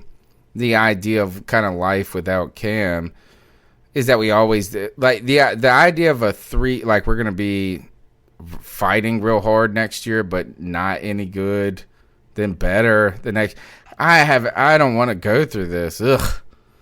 So what happens if we finish 7-9 or 8-8 next year? Yeah, you got to think that's crazy awesome. We're going to be jumping out through the damn roof, right? Saying like we're on the way. We're on the way. Does that mean Teddy Bridgewater is our franchise quarterback? Well, a lot of it is dependent. I mean, we've had bad seasons. We've had 6 and 10 seasons with Cam Newton. True. So a lot of it is going to be dependent on what he does on film. But I'm telling you, and I know everyone has strong opinions about this, and I'm not just saying this because I'm biased or whatever. We're not out of the running for either Lawrence or Fields next year. Now, I'm not telling you or saying that we will for sure be a bad team. No, not at all. But what I said earlier, man, I maintain that. I don't know that this offensive line will be able to hold up for that long of a time. And yes, did we have a good defensive draft? Absolutely. But a lot of these guys are rookies. So they're going to be playing their rookie season in the NFL, and they're going to be going up against veterans. So you kind of also have to cap your expectation on that front as well. Like right now, it's anyone's guess as to what the record for the Panthers is going to be in 2020. It could be the bottom of the barrel. There's also no guarantee that Bridgewater stays healthy. And do we don't put Will Greer in or the other guy that we signed? I mean, you just don't know these things right now. If this rebuild is fundamental as like deep as it appears to be, right? I mean, you bring in these. We speculated before this draft about what if they picked a wide receiver?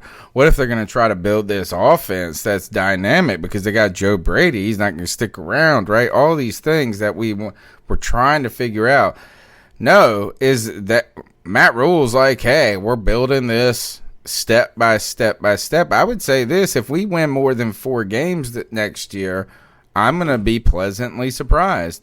Not you know what I'm saying? Like, is that when we were 2-14 and drafted Cam, we then doubled our win total that next year, and we were like, oh shit, we're in. And guess what stat they threw out there all the time? Which one? Cam's first 2 games. Nah, we lost 7 games by whatever. That's right. That. You know, whatever it is, you had all this hope, and you're like, oh, well, that was 4. It could have been 6. And then the next year was 6. Could have been 8. And then, that's that. So if we get more than 4 games next year, I'm not saying we shouldn't expect those things. But I think if you get anywhere above 5 or 6, you're talking about real success amidst a very different change in turmoil.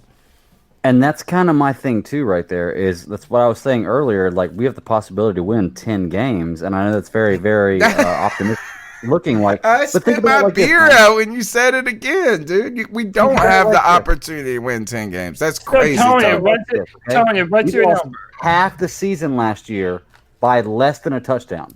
Okay, half the season. We improved our defense. We got a better quarterback than Kyle Allen. Even though I don't think that Teddy Bridgewater is as good as Cam Newton, he's better than Kyle Allen. Yes. We got a new wide receiver that's better. That shores up our wide receiver core. Like, we have a chance. We won 5 games last year. There's absolutely no reason why we can't turn half of those 8 games, 4 of them, into wins and be 9-7. There's You're crazy, no man. Yes, there are lots of reasons. Number 1 reason, no Luke Kuechly. Number 2 reason, no secondary. Number 3 reason. There are 31 other teams that don't have Luke Kuechly, and they win. Okay? Actually, 31 teams don't have winning records, so that's not true. Huh? The other teams don't have winning records. Like, not all teams have a win.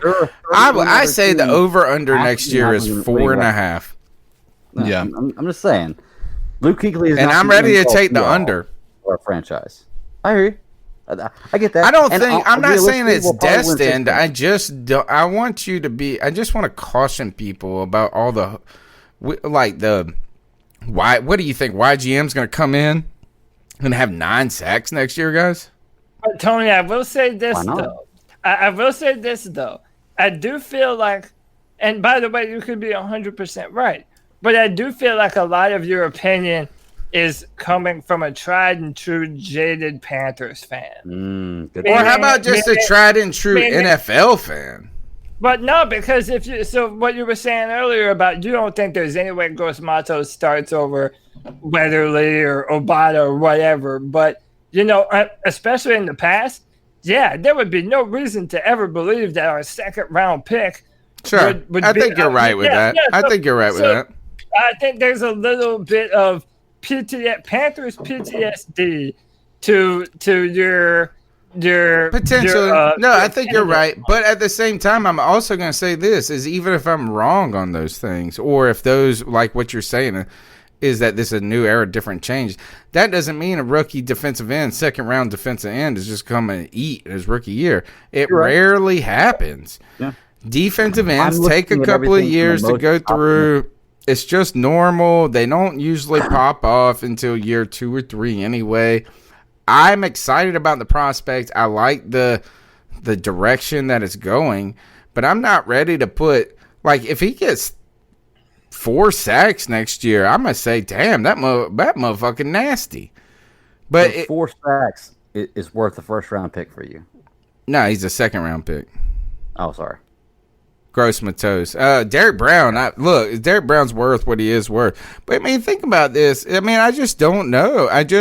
We'll see. Is CK, am I being too... I'm not trying to be pessimistic. No, it's not pessimism. Honestly, I think it's the best thing you could do right now, right? Yeah. That's the only way you're not going to come out of next year feeling disappointed. Temper expectations. Mm-hmm. Imagine if Tony is right, and we do end up sucking next year, but... It's also a scenario like Greg is saying where we lose a bunch of games. That's the best case scenario. To be honest, that's really the better case scenario than going 7-9. If you're in a position to get Trevor Lawrence next year, then you do the opposite of what we did this year.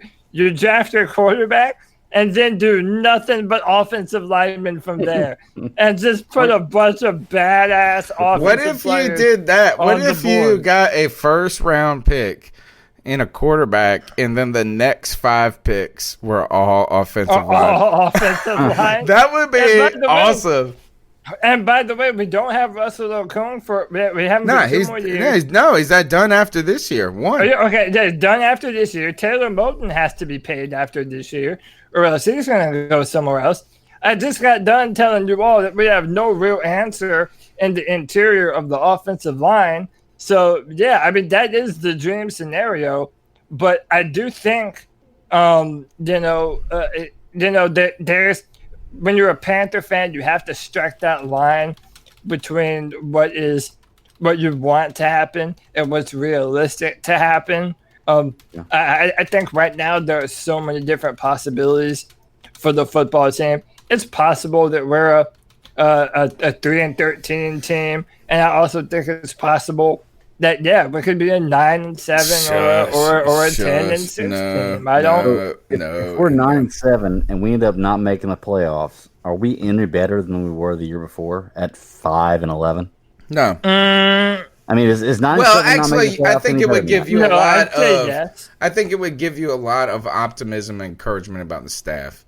Hope. Yeah, and you would know about the staff, and because you would know that you're close. Yeah, you would also have to do this, is because if we go 4 games next year and win, guess what the narrative's going to be? Man, if we had Cam, that's what I'm going to be talking about the whole time. Shit, if we had Cam, think about this team if we had Cam on it. That's what someone put on Twitter. I thought it was a good tweet. Mm-hmm. It's like, how would you like this draft if we had Cam Newton coming back with Robbie Anderson, this and that? You would have been like, oh shit, then I'll start talking about you 9-7, whatever. Then I would all been like that. Did we ever give Cam Newton what we have right now? An all defensive. I don't even think we got. Yes. I don't think we got shit right now, guys. I think you guys need to be careful and cautious. We ain't got shit yet. We got a draft. We got some players that look good. We got some things like that, but we ain't seen shit on the field. Not a damn, not a now, nothing. I told you, man. I say something, and 6 weeks later, it becomes true. I speak it into existence. I'll say this: I don't I'm saying it. I don't blame. I'm wrong all the time. So I don't blame Tony for feeling that way, because I feel like, especially ever since I've joined this show, after 2 draft classes every year, we're always doing I feel good. Yep. We're doing damn good. Yeah. I understand, man. I understand. And by the way, that's why I'm very indifferent to it. If the Panthers do good, my Panthers are a good football team. If we don't, we're one step closer to number 16 wearing a Panthers shirt. I just want to say this, is that we can be happy about the draft class and not be good next year. number 16 is a horrible quarterback number, by the way. Be lucky that you're not in front of me. I do not want to buy a number 16 jersey. Are you kidding me? That is a horrible quarterback number. It sounds Change like your number, Trevor Lawrence, if you come to the NFL. All right, let's go to the next call. If you were in front of me, I would jump out of my chair and onto your head. Onto your head. 252-228-5098. What's going on, C3 Nation? This is Jay Serious. What's up, Jay Serious? Just want to give y'all a shout out, Thanks for man. the call. Y'all did y'all thing on those draft night, man. Y'all did y'all thing. Along Appreciate with, you, man. Panther Nation Podcast, Shy-Tron, and Pat Coltrane, 4-Man Rush. I mean, I'm happy that y'all, all three, all of y'all got this good content going on for the Carolina Panthers. Thank you, man. And I think this, Panther Nation need that. So that's right. Other than that, man, I'm not gonna lie. I was not going to watch this draft. I was not going to watch this season. I was like, man, that whole Cam situation, man, it threw me off. I was like, still a fan. I'm not going to watch the season. I hear you. But we back. After watching the Chicago Bulls, documentary and stuff like that, because I'm a big Chicago Bulls fan, and I remember that whole situation and everything, and it hurt me, just like, this situation hurt me, but I still watch my Chicago Bulls, so I'm still gonna watch my Carolina Panthers and stuff like that. So, but I'm gonna watch. I like the draft that they had. I was hoping they picked tight end, but I'm cool with how the draft went. On paper it looks good. So, only time will tell how this. How everything would, now we're just ready to how see it on everything would field. work. Yeah. But I like the draft, on paper, so everything is good. So this call. Y'all have a good one, man. Holla at y'all. Yeah, man. Thank you, brother, for the call. And look, first I want to give a shout out to all the people out there putting content on YouTube, on podcast out there for Panther Nation, Pat Coltrane, all of those guys. We know I check into all of them. Look, we're fans doing this because we're having fun. We're having fun. Every Tuesday night for the last 8 years, we've gotten up here and just been friends on the internet, hanging out. So everybody's welcome. It's a grow together type of community. I think the internet and podcasters should embrace that rather than kind of the territorial attitude that sometimes comes about. Next, I wanted to go back to our point, though, about what we expect about the team and some different things. And with the draft is, guys, I expect the Panthers to win, but I don't predict they will. I expect I don't expect the team to be like, when I turn on the television, I better expect the team that has an opportunity to win. I just don't know. To everyone in the chat room too, I don't think Tony's not. None of us are pulling against the Panthers. I mean, but we're doing a Panthers podcast, for God's sakes. We want the Panthers to be the best team every single year. But there's being realistic about it, and it's like I said with Tony. You get this PTSD of you get your hopes up, and then they end up being squashed. I don't blame Tony for saying, I want to see it first. I'm not going to anoint this the new king defense of the NFC South. I understand that completely. We have to see them produce, but before we can fully feel good about it. I think that's reasonable. I am glad that people are stoked about the picks, because thinking about this, picking 7 defensive players in the draft, we're not even up here arguing really vehemently about how we could have done different things in the draft.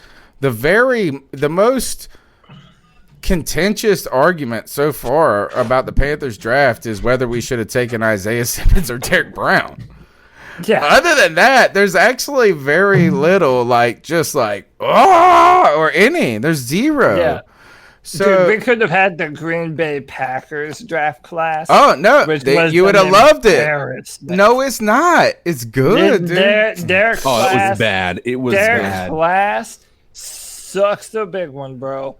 The one Sucks person the big one. on their franchise that they do not want to make angry is the one person they decided to make angry. Yeah. I don't know, man. It might be evil genius shit. Never know. None of them. I'm all right on it. Had great film. AJ Dillon didn't have a great film. It wasn't.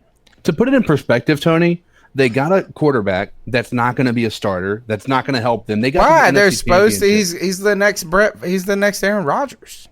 But here's the thing: Aaron Rodgers is he's got plenty of years left. He's got like 4 years left on his contract. They said the same. Well, this is like the Brett Favre, Aaron Rodgers moment. But here's all the over part. again. Here's the thing about it: the second round pick was a running back, the 247, the big giant. But listen, is he white? You have by the Aaron way, Jones. Like the one thing you needed was a wide receiver to complement, Adams, and they didn't do that. They should have gone 7D. They should have gone 7 on D. The most projected starters of wide receivers in a draft in the history of the draft is what we're dealing with here, and they didn't pick one up. One of the most wide receiver needy teams in the NFL didn't pick up a wide receiver in the most historic wide receiver class in the draft. In the I guess modern era of the draft. Hey, can I say real quick too with the Packers? Like I'm so tired of hearing this about Aaron Rodgers not having weapons. You have weapons. Aaron Rodgers has better weapons than most teams do in the NFL. First of all, second of all, he gets all the calls. I'll show you the stats if you want me to. The Packers get the most calls in the NFL favored their way than any other team for the last 10 years. And third of all, have you guys ever heard this before? Aaron Rodgers every year is considered a top 3 quarterback, and 2 seasons of his career. Do you want to? He has produced those numbers. Do you want to hear a funny stat? Huh? Do you know how many touchdown passes he's thrown to to a first round wide receiver? I don't. 1. Well, in his entire career. Now listen to this. But how many did Cam? What about Cam? I bet you Cam has thrown 0. Let me finish the stat. No, because we did have Kelvin Benjamin as his first round. Oh, that's right. That's right. Peyton Manning had over 200 touchdown passes to a first round wide receiver. Drew Brees has over 150. Tom Brady has over 150. I feel like they've always had weapons though. They got Adams. They got they had that white kid. They had Cobb. They had all these. They have never drafted they haven't drafted a first round wide receiver in 15 years. That's a serious stat right there. That's a serious stat. So that doesn't matter where they got drafted. It does. It does, because what it means is always had weapons. Here's the thing.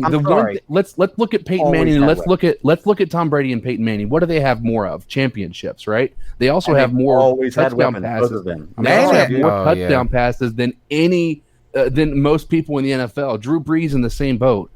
Always had weapons. Because they were drafted weapons. Like that's the thing is Tom Brady or Aaron Rodgers. I don't like Aaron Rodgers. First round wide receivers as the end all be all. No, but I'm saying is you're Hall of Fame wide receiver that was drafted in the 6th round. Your organization isn't making an effort to put weapons around you. That's what I'm saying. Like, this sounds so familiar. Yeah, but by the way, Devontae Adams, even before he was drafted, he's a player that got better in the NFL at running routes. But he was playing. But he was playing. No, they're not. But when he was playing, in college, He was not a good route runner.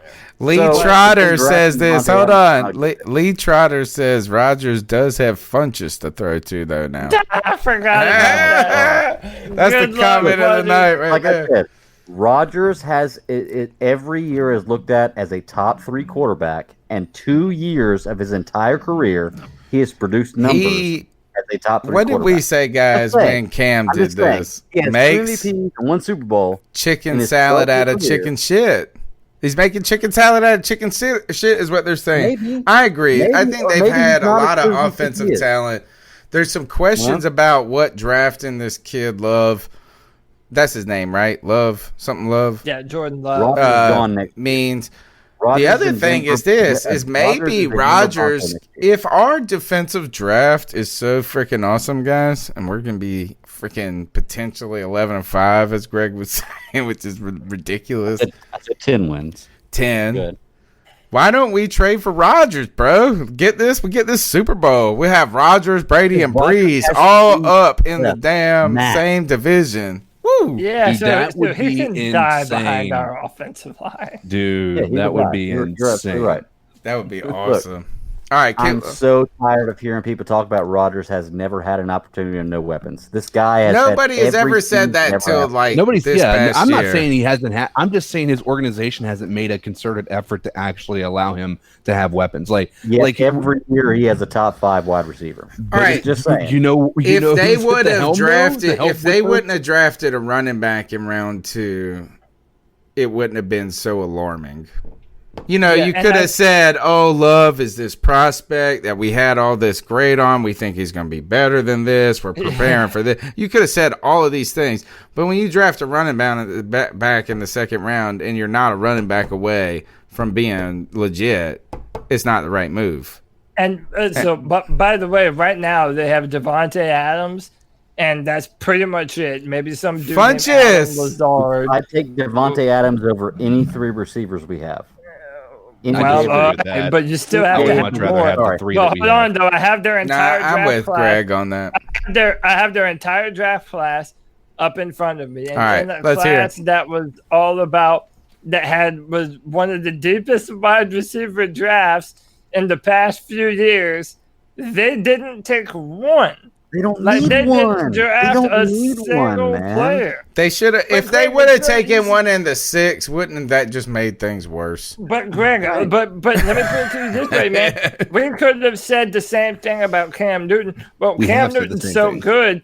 Cam Newton's so good. He doesn't need great wide receivers around him. So if he elevates the talent so much, then why draft him? And if that's what they're saying there. That's essentially what the Packers are doing. Hey, Aaron, keep on making everyone around you better. And hey, and to be fair, the way he approaches his contract, that's not inexcusable by them.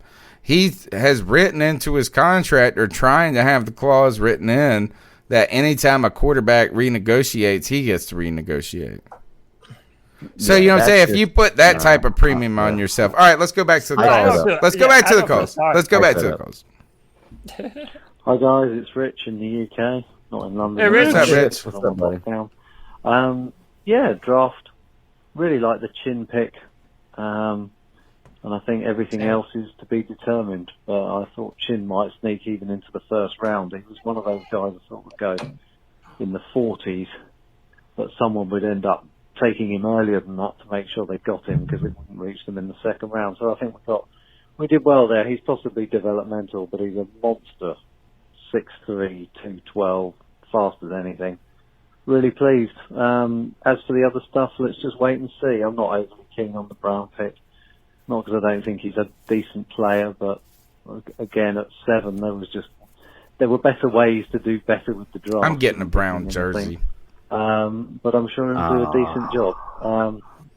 Other than that, let's just wait and see. I hope everyone's surviving lockdown okay and you're all well. Cody, I hope you're doing well, mate. And to everyone out there, keep pounding. All right, thanks, Rich, for your call. Let's keep going. Rich is one of my favorite Twitter draft guys. He follows all my draft stuff. Hi guys, it's Rich in the UK.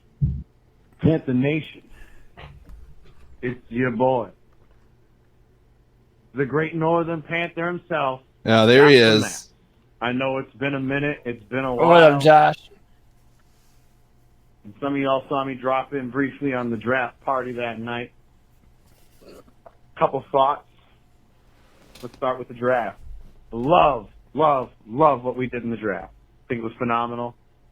We didn't waste any freaking picks on no bullshit like wideouts and, running backs and, shit we don't need. We got to see plenty of teams across the league make them dumbass mistakes. We ain't gonna name names, but we know who.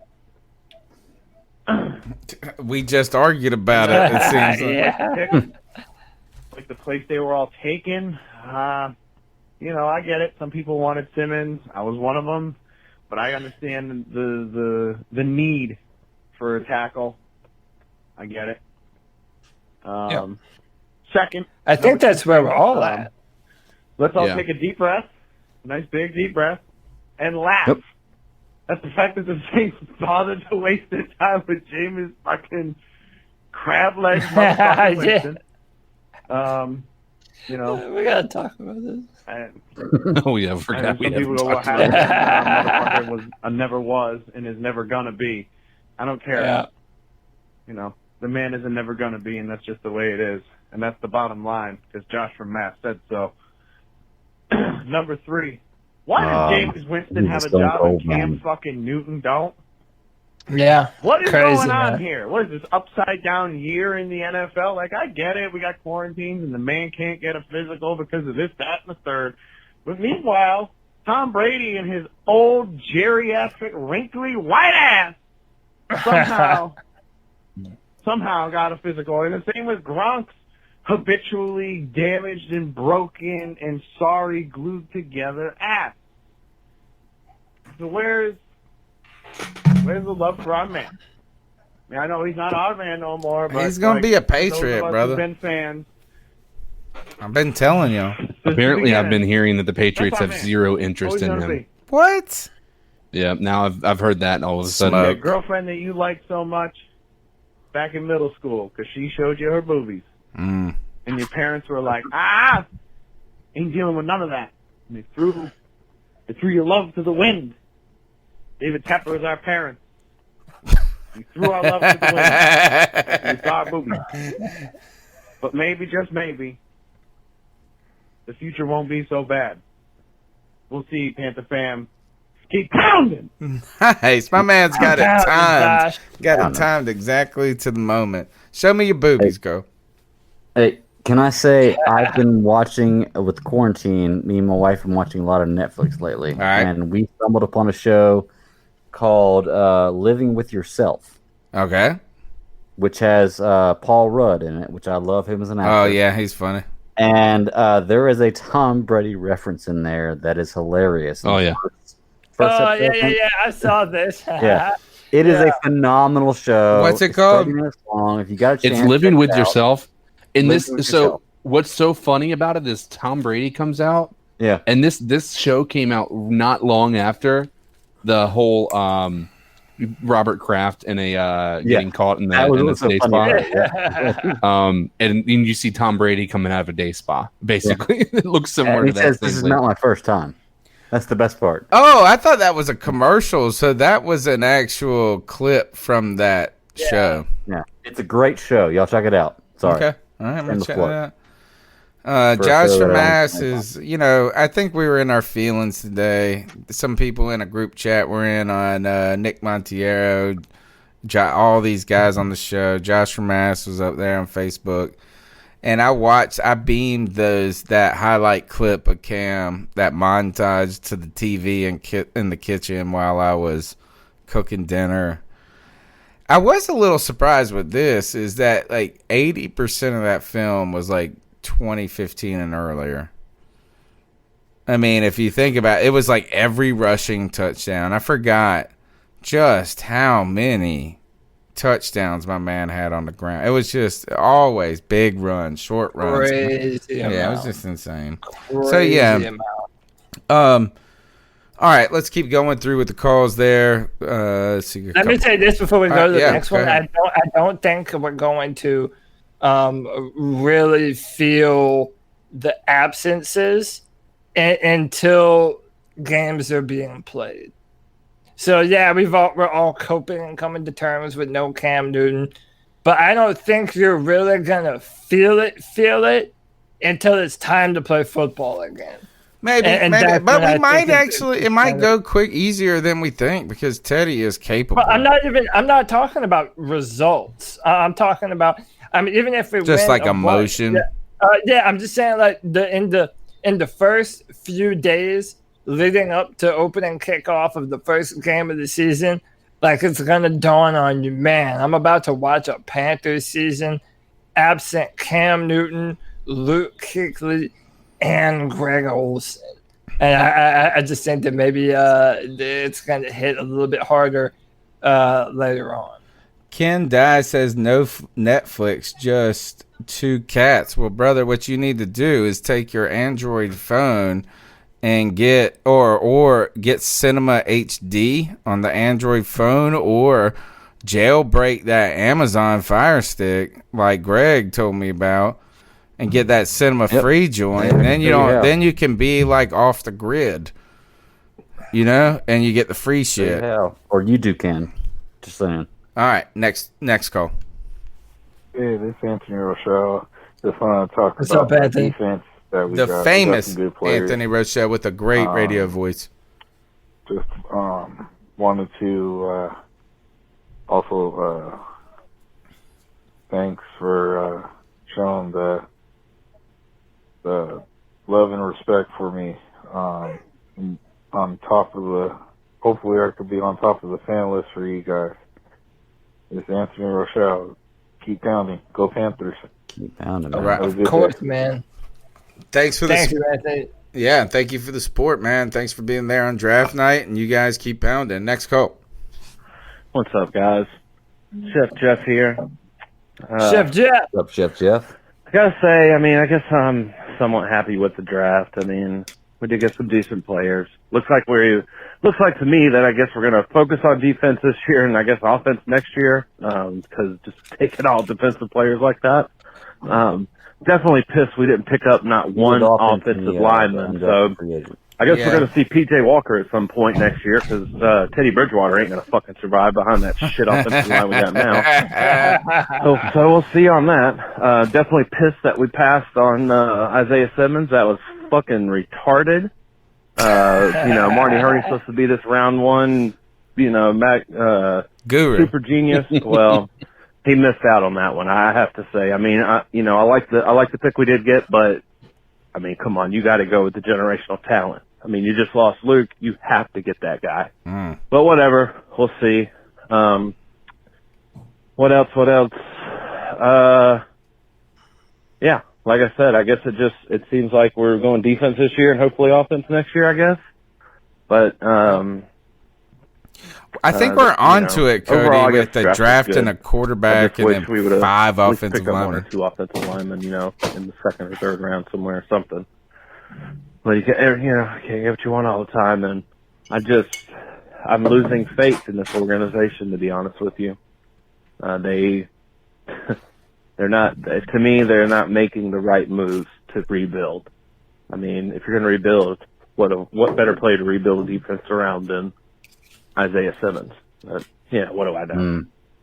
Anyway, be checking you guys out tonight. Shameless plug, if anybody's interested in mycology, mushrooms, gourmet mushrooms, medicinal mushrooms, start a new channel. It's called Chef Jeff Home Mycology. Check it out, guys. Sorry about the plug. Don't be sorry, brother. I'm going to check that mess out. Time got cut off. Chef Mycology, right? Is that what you said? Or Chef Jeff Mycology? No, I'm good. Anyway, shit. Keep pounding. I was only at 2 minutes 20 seconds. I'm gonna play it again just so we get it again. Defense around then Isaiah Simmons. What do I know? Anyway, be checking you guys out tonight. Shameless plug. If anybody's interested in mycology, mushrooms, gourmet mushrooms, medicinal mushrooms, start a new channel. It's called Chef Jeff Home Mycology. Check it out, guys. Sorry about the plug. Check it out, dude. We're there. Chef Jeff Home Mycology. Go check it out on YouTube. It's spelled Geoff, like Geoff. Hey, so it's not Jeff. Yeah, I made that mistake last week. And can I also point out that in the chat, best in the game, front seven, just gave us a love bomb of $5. Well, thank you so much. Thanks for the support, man. Been big outpouring of fans. Look, the draft, despite our kind of bickering over Isaiah this and that, I think, and this we started the show off talking about how kind of the draft was just invigorating to society a little bit. And the Panthers, this injected a little optimism into us, even if, we're trying to be realistic in the process, is that this is when hope springs eternal. And that's what it's supposed to be. Thank God we're not up here bitching about how terrible of a draft it was. And from every different angle, which could have been a real possibility. Let me see. I think maybe Chef Jeff came back for another. I forgot to tell you guys. This is Anthony Rocha. This is Anthony I Rocha. forgot to tell you guys. Do you love the Carolina Panthers like I love the Carolina Panthers? But man, God bless you. I think you got that reference. Yeah. Shout out, Big Cat. All right, so right now we got through the cat calls. We talked about the draft. Oh, I guess we cannot finish up without talking about this. Here's there's two more clips I want to talk about from Rhule. Here, this one I think will make us all excited. Go ahead. Well, I mean, we could do it after or before. We didn't touch on the big news that Josh brought up. Famous Jameis is the backup to Drew Brees in New Orleans. I think it's a good pickup by the Saints. I mean, better with Cam, but maybe, you know what I mean. But here is I think Jameis believes he should be a backup right now. I think Cam believes he is a starter, and I think Jameis is trying to get on a team that. One thing is that the worst thing can happen. What if Drew Brees got hurt? It's just over. Potentially, Jameis could come in there and be with the tutelage of Sean Payton and some different things, and maybe not having. I don't know. Maybe it's a decent fit. I'm not saying he's gonna like a great thing. Like I was saying, he's gonna win the Super Bowl with him. But is that I would feel more comfortable putting Jameis in than Taysom Hill and saying the season's not entirely over. Dude, they gave Taysom Hill a first-round draft. Yeah, how about the money they didn't really get that. Taysom? What'd they pay him? They paid Taysom Hill something. He's the second highest backup quarterback second highest paid backup quarterback in the NFL. Right, Dude, and he has a first-round tenure. And he's a third rounder. He's a first-round pick away. He's basically being paid as a weapon. He's not being paid as a quarterback. He's being paid as a weapon. Yeah, they're playing the game. That's what New Orleans is doing. They are playing the game. Taysom Hill is not a first-round quarterback. He's not even a goddamn starting quarterback. Okay, in the NFL. Sorry, but they are for some reason loving this guy, even though they just signed another quarterback that threw for 4,200 more yards than Taysom Hill did last year. 700 more yards than Taysom Hill did last year. Taysom Hill signed a two-year deal valued at $21 million with $16 million in guarantees. That is insane. What are we even talking about anymore, dude? Let them make that mistake, dude. That's just blows me. Well, then the Jameis doesn't make any sense now that I hear that. I mean, like, you shouldn't need any. Jameis must have just signed on to be like a volunteer. Dude, Jameis Winston throws 7 less interceptions last year than he did, and they are a playoff team with a MVP caliber type player playing the quarterback position. I'm sorry. If you take Jameis Winston's numbers away, his interceptions away, he is an MVP candidate. That's like saying if I was a better quarterback, then I would be a better quarterback. No, that's my favorite saying. If my aunt had nuts, she'd be my uncle. You're right. But we say the same thing about Cam Newton every year. If he had this, he'd be the best in the league. If he had this, he'd be the best in the league. If Jameis Winston does not throw... That's why he dresses like my aunt. if Jameis Winston doesn't throw 7 less interceptions than he did last year, he is the top 3 quarterback in the NFL and an MVP candidate, and they are 12-4 going to the playoffs. Just saying. Think about it last year. He threw the first pass of the game against Carolina in London, a pick 6, right? Yeah, it was something like that. So take that away. He's thrown like 700 first pick 6. Yeah, they won that game. Take that away, and actually, we won the game, didn't we? We won that one. We lost. We beat the London one, yeah. That was before season exploded. But you can't the problem with Jameis is he has some beautiful passes, but he has just as equally as bad of passes. No, I agree. He's gonna be awesome now. He's got LASIX, brother. Yeah, and he has Godwin and Evans. That's what I wanted. Sorry. Yeah. What I wanted to say though is I think the argument that we were having earlier around Aaron Rodgers is more apt for Jameis Winston, because unlike Aaron, who everyone perceives to be a top 3 quarterback in the NFL, most even considered the best sometimes, Jameis Winston no doubt had a ton of talent around him for a very long time, and he never capitalized, and he always had these up and down kind of seasons. Now they also and I follow a Buck fan on Twitter, and he was saying that the Buccaneers, ever since they got Tom Brady, that they never put this amount of premium on offensive linemen when Jameis was there. Right. And it's funny that now Tom Brady is there and they're doing all this for him. Mm-hmm. I mean, I don't know. It sucks when your offensive line is terrible, but I'm of the mindset that if you're the number 1 pick in the draft out of all this time and all these years, the fact that he has failed to live up to that reputation, you cannot take all the blame away from him. Speaking of Billy Marshall, him and I were arguing about that the other day, arguing about Jameis Winston. Well, and it's like, I don't know, man. I'm not a believer in him. Realistically, Jameis Winston is 1 MVP season and 1 Super Bowl appearance away from being exactly what Cam Newton was. No, not even close. Again, if my uncle had nuts, he would not be my aunt. Touchdowns that Cam did. What is the saying, Cody? I just bossed it. Season away from being Cam Newton. You can say, I'm sorry, man. Shush. Right. How many touchdowns? How many passing touchdowns does he have? Did they even have one winning season under Jameis? How many winning seasons did they have? This is Cam. With Cam, you had what, 3 or 4 winning seasons? 3 technically, because 3 in his 8-year playoff. In his 8-year career, 3 winning seasons. So I mean, come on, 3 more than Jameis Winston's ever had. And you've got to, and I know everybody wants to talk about how you can't add these into it, but you have to when you're talking about Cam Newton.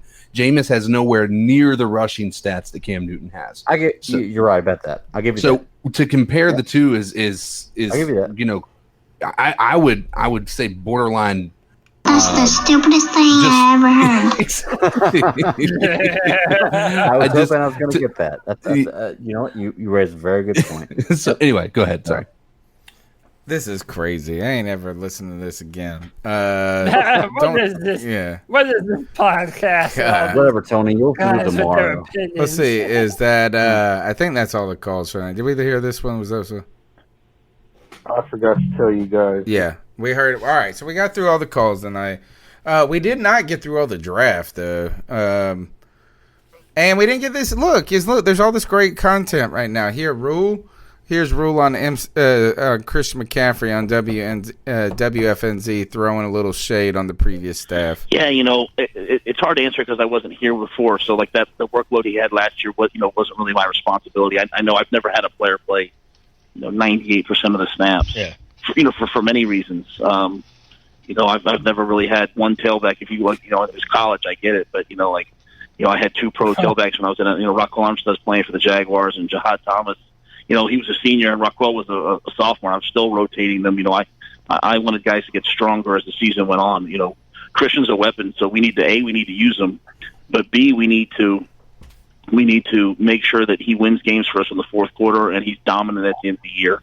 And we have other good backs. You know, we have Mike Davis, we have Reggie Bonifant, we have Jordan Scarlett, we have Curtis Samuel, who to me is someone that we can use in a multitude of ways. So I think that instead of just putting a number on it, I think that we're going to try to be really smart about the ways in which we use Christian. And you know, when you think about it, he's 23 years old. I mean, it's just mind blowing. You know, that is true. Mind blowing. He's 23. It's interesting too that you reference Curtis Samuel while his name has really been being associated with trade talks. Do you guys think that there is any truth to this? And do you think that it would behoove the Panthers to do this? I'd almost rather just keep Samuel for his final year in his deal than getting a 5th round pick. And then after you guys answer that, I want you to think about this. Why is it unethical to make a damn player play their final year of their contract? Because some people in the fan world believe that that's an impossibility. Go ahead.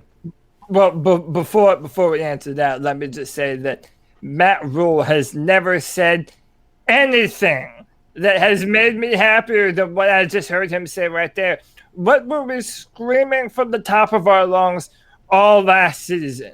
Even in the end of games, or when we knew that we weren't a playoff team late in the season, we're just running our only franchise player into the dirt. Well, he was getting a record, homie. I was saying, you're screaming that. I'm down for him getting a record. It doesn't matter. If we are now paying McCaffrey the most running back money in the NFL right now. 2 weeks later, it changes. If your game plan is to run him on 95% of the plays, congratulations, you'll have him for another 2 or 3 years because you were short-sighted enough to run him into the ground right now. I don't care what player you're talking about. The fact that we played McCaffrey that many snaps that late in the season absolutely could have been disastrous. He was chasing a dream, one man. thing went wrong. But I'm saying that's not how winning organizations manage their franchise players. And that's just the truth of it. No, I agree with you, Cody. That's not how you manage a guy like Christian McCaffrey. But last year, when the season is lost, we know we're not going to make anything. CMC has one goal. 1,000 and 1,000. There's only been 2 players in the NFL to do it for him. 1,000 and 1,000. And you know they played that way because in the end, after he got 1,000 yards receiving, they put him in for one more play to get one more catch just to make sure. What do you think you would rather have? What do you think you would rather have? A 1,000 season or a Super Bowl ring? Well, but could we have gotten a Super Bowl last year? Could we have gotten a Super Bowl? And that's my point. You're not playing for anything. Yeah, it's incredible that Christian broke that record, but now the Panthers have shown you what McCaffrey means to their organization. If you're going to run him into the ground and not play your 4th round draft pick in Jordan Scarlett, not play Reggie Bonifant, but you don't lessen his load even a little bit, that's mismanagement. And there's no other way around it. If it is that important to the identity of your offense, you don't run him into the ground like that. And I love that Matt Rhule said that. Matt Rhule just earned a ton of points in my book from him saying what he just said. So I take that means that whenever Christian McCaffrey drops one pass this year, you're going to blame him on coaching? No, it doesn't mean that at all. I'm just saying. It doesn't mean that at all. No. What you got to remember is that this is talking about, when we have that argument, it's a cumulative argument, right? When you have 15 different players missing 90% of their tackles, that's coaching. That's coaching, right? I'll give you that. When you have one dropped pass by a star athlete like Christian McCaffrey, that's just a player human mistake. That's going to happen.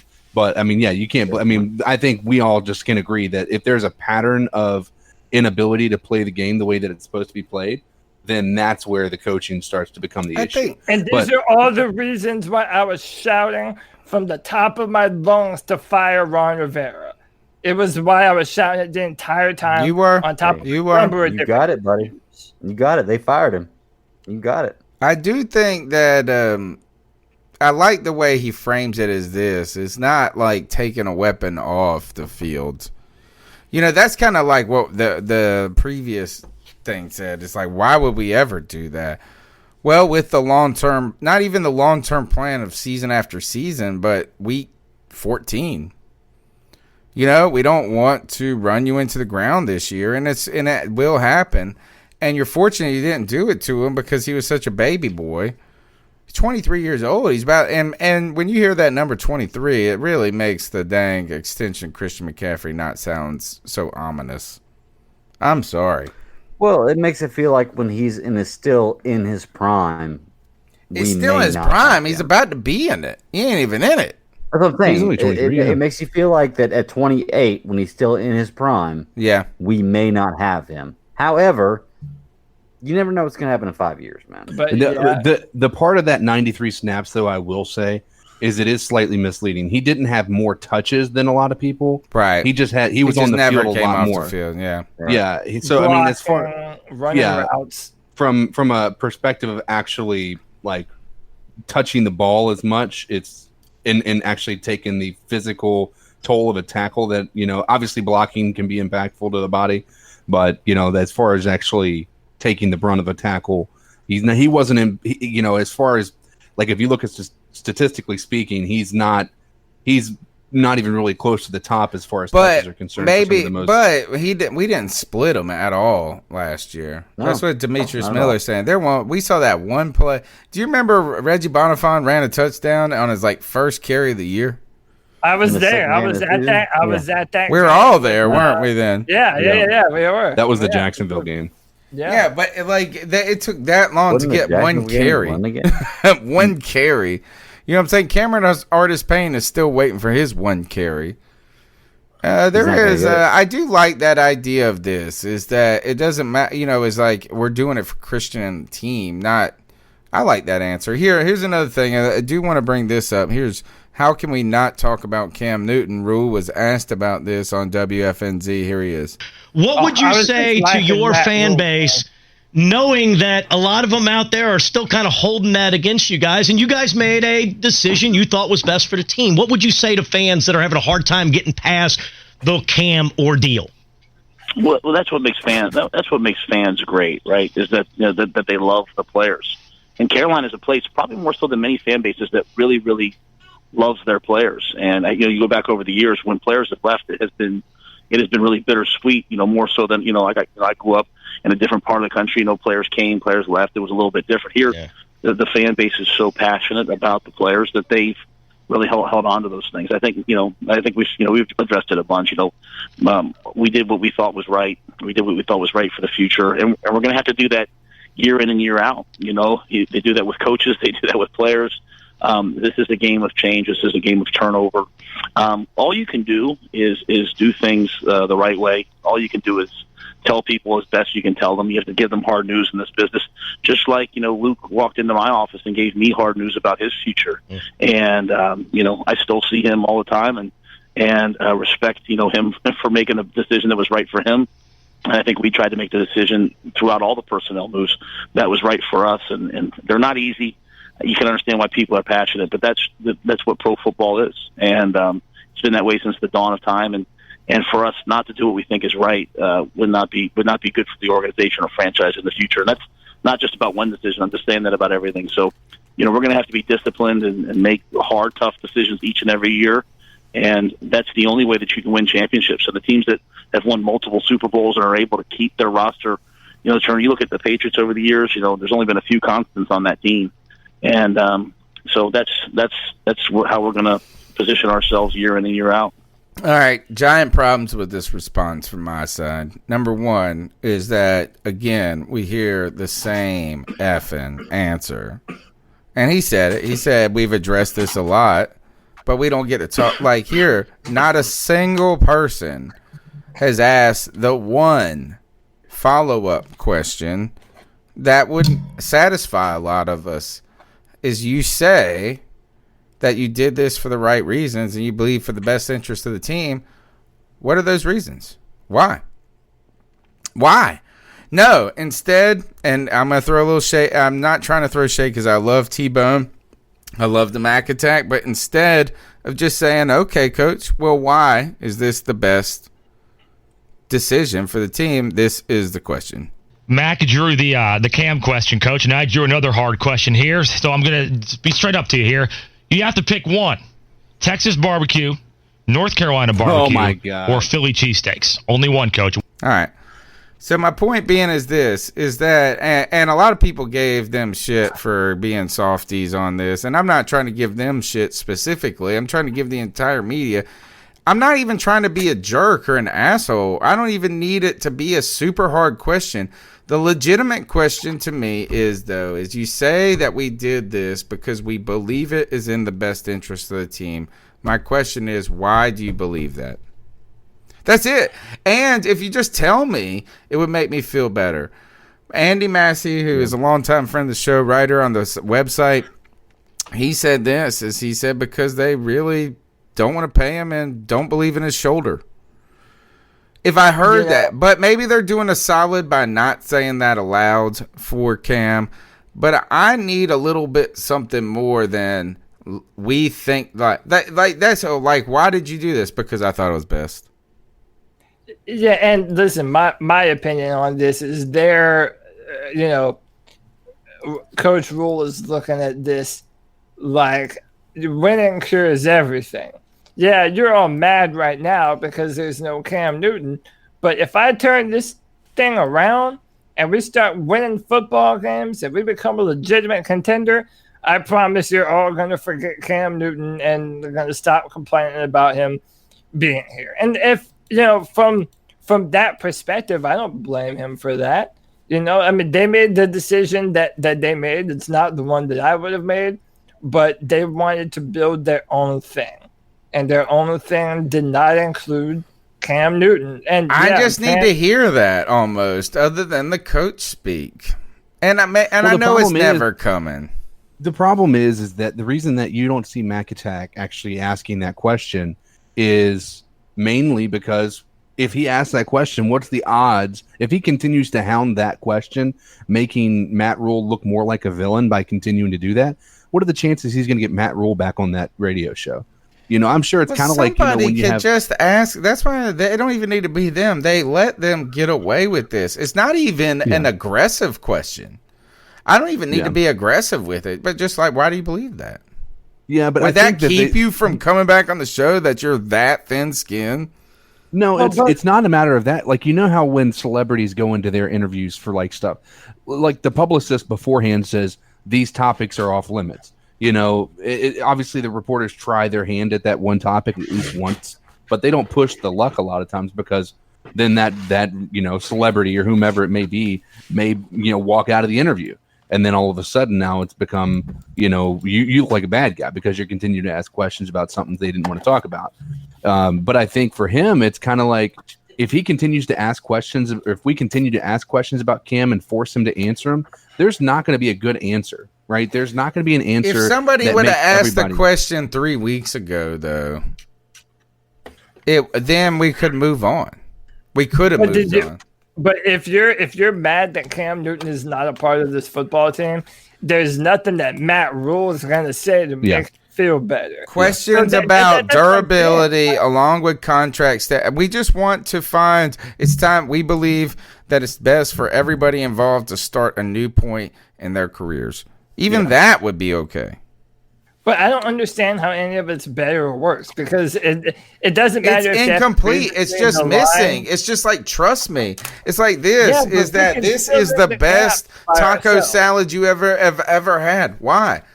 Because it is. Well, tell me why it's the best taco salad. Like, you know what I'm saying? Like, be able to tell me why you think that this is the best direction. We want to get younger. We want to we want to build in a different direction than from the previous regime. Something more than we just think this is right. You should be able to give us something. If you believe that vehemently about it, you should have a fucking reason or two. I think he believes vehemently that the Panthers are going to be a good football team after he's able to build for a year or two.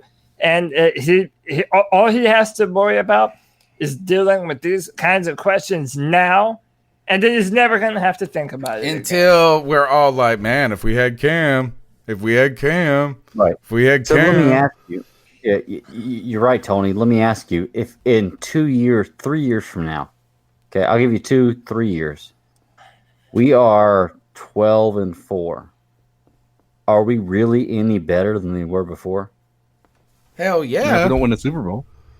Yeah, if Really? we're 12-4, I don't care what year. If Like- we're 12-4, man, I'm jumping up and fucking down, bro. No, I agree with you. but Like, are I'm we- telling are you, we- even are if we don't better? win the Super Bowl because you got an opportunity to get in the dance, you get in the dance, you got an opportunity to win. That's the thing, is this.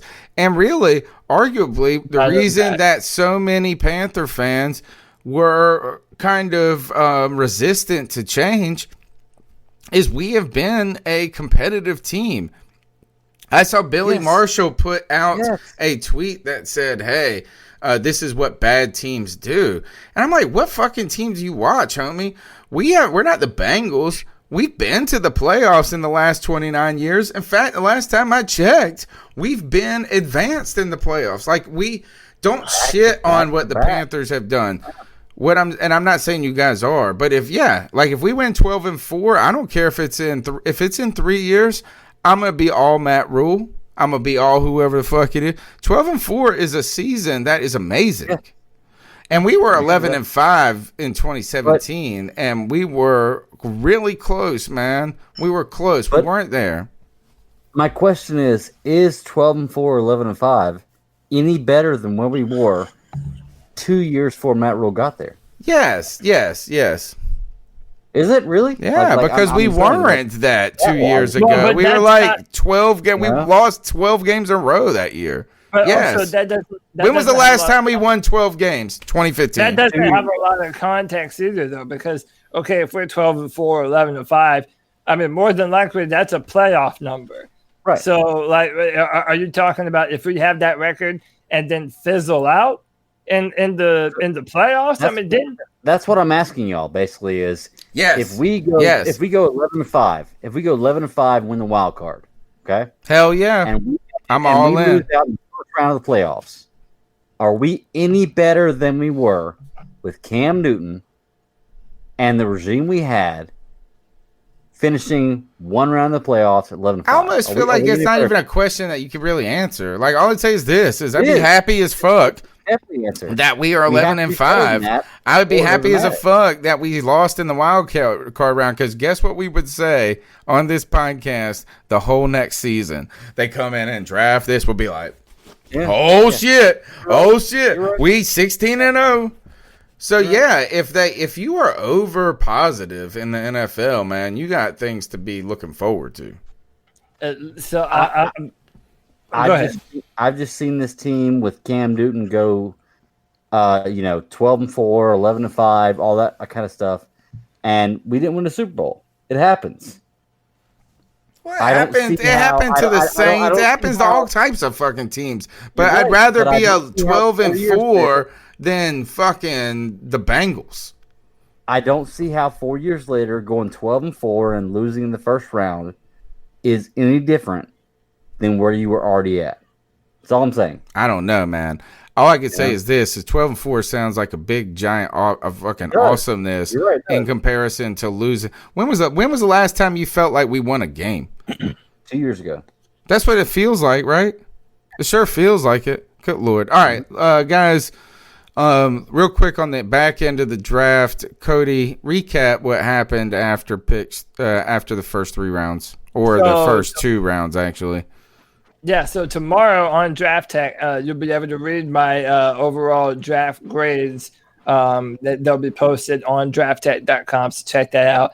I'm reading a little bit of it now. I'll just read off the list.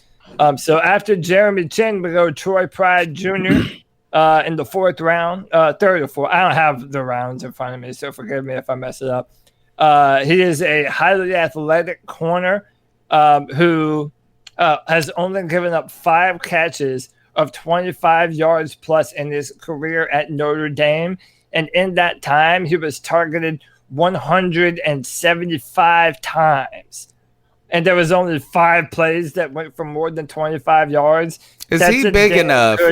My question is this, is that when I saw that pick and everybody's so excited, I'm cool. I'm going to trust you guys. But I think Dante Jackson on one side, this guy on the other, we look really tiny. Yeah, they're not big guys, but that's why I think that you're going to see. And so, listen, forget about the positions that they're listed at, because I think that if you also look at, we'll go right next, Kenny Robinson, who was a safety at Virginia and then went to the XFL. And then Bravion Roy, a defensive tackle from Baylor. So there's your Matt Rhule Baylor picks that we were sure to have. Then corner Stanley Thomas Oliver switched from wide receiver to corner in 2018 and was a second team all conference USA in 2019. So he's a position versatile player. So in my mind, forget if it says they're a safety, if they're a corner. Matt Rhule and our staff are going to try and put these players in matchup advantages. So, if we're playing, dude, this shit has the writing on the wall to either be the biggest awesome thing or the biggest or terrible shit. Yeah, because it sounds cool. It sounds cool, and then you're like, "Hey, welcome to the NFL, boy," and you're like, "Oh God, nope, this ain't cool." It's so horrible to say that, but I agree, 100%, man. I will say this: Troy Pride is definitely favored to start over Corn Elder. Or what happened to Ross Cockrell? What happened to Ross Cockrell? Is his just deal done? We either have to re-sign him. Yeah, we might still. That actually would be a decent. We could use him on this roster. He was big enough. He was good enough to play number 2. You know what I'm saying? I don't know. Gosh, a lot of questions there.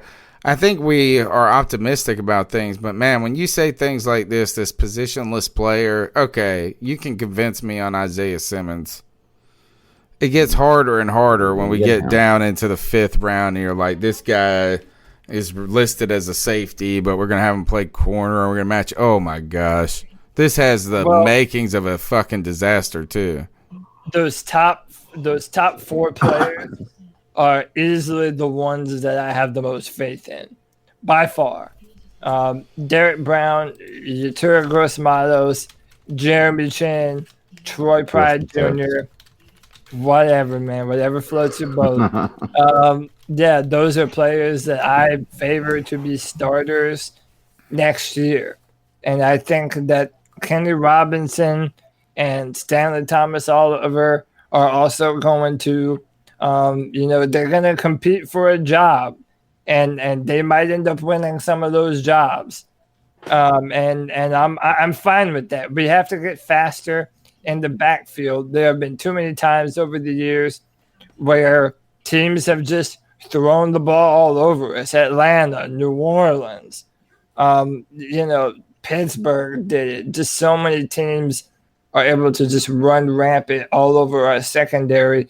And it can't happen anymore. So we drafted a bunch of sure tacklers and high-end athletic players. Now it goes back to what me and Greg argue about all the time. Coaches have to coach. They have to coach them up. They have to learn their due diligence. And that's where this process starts.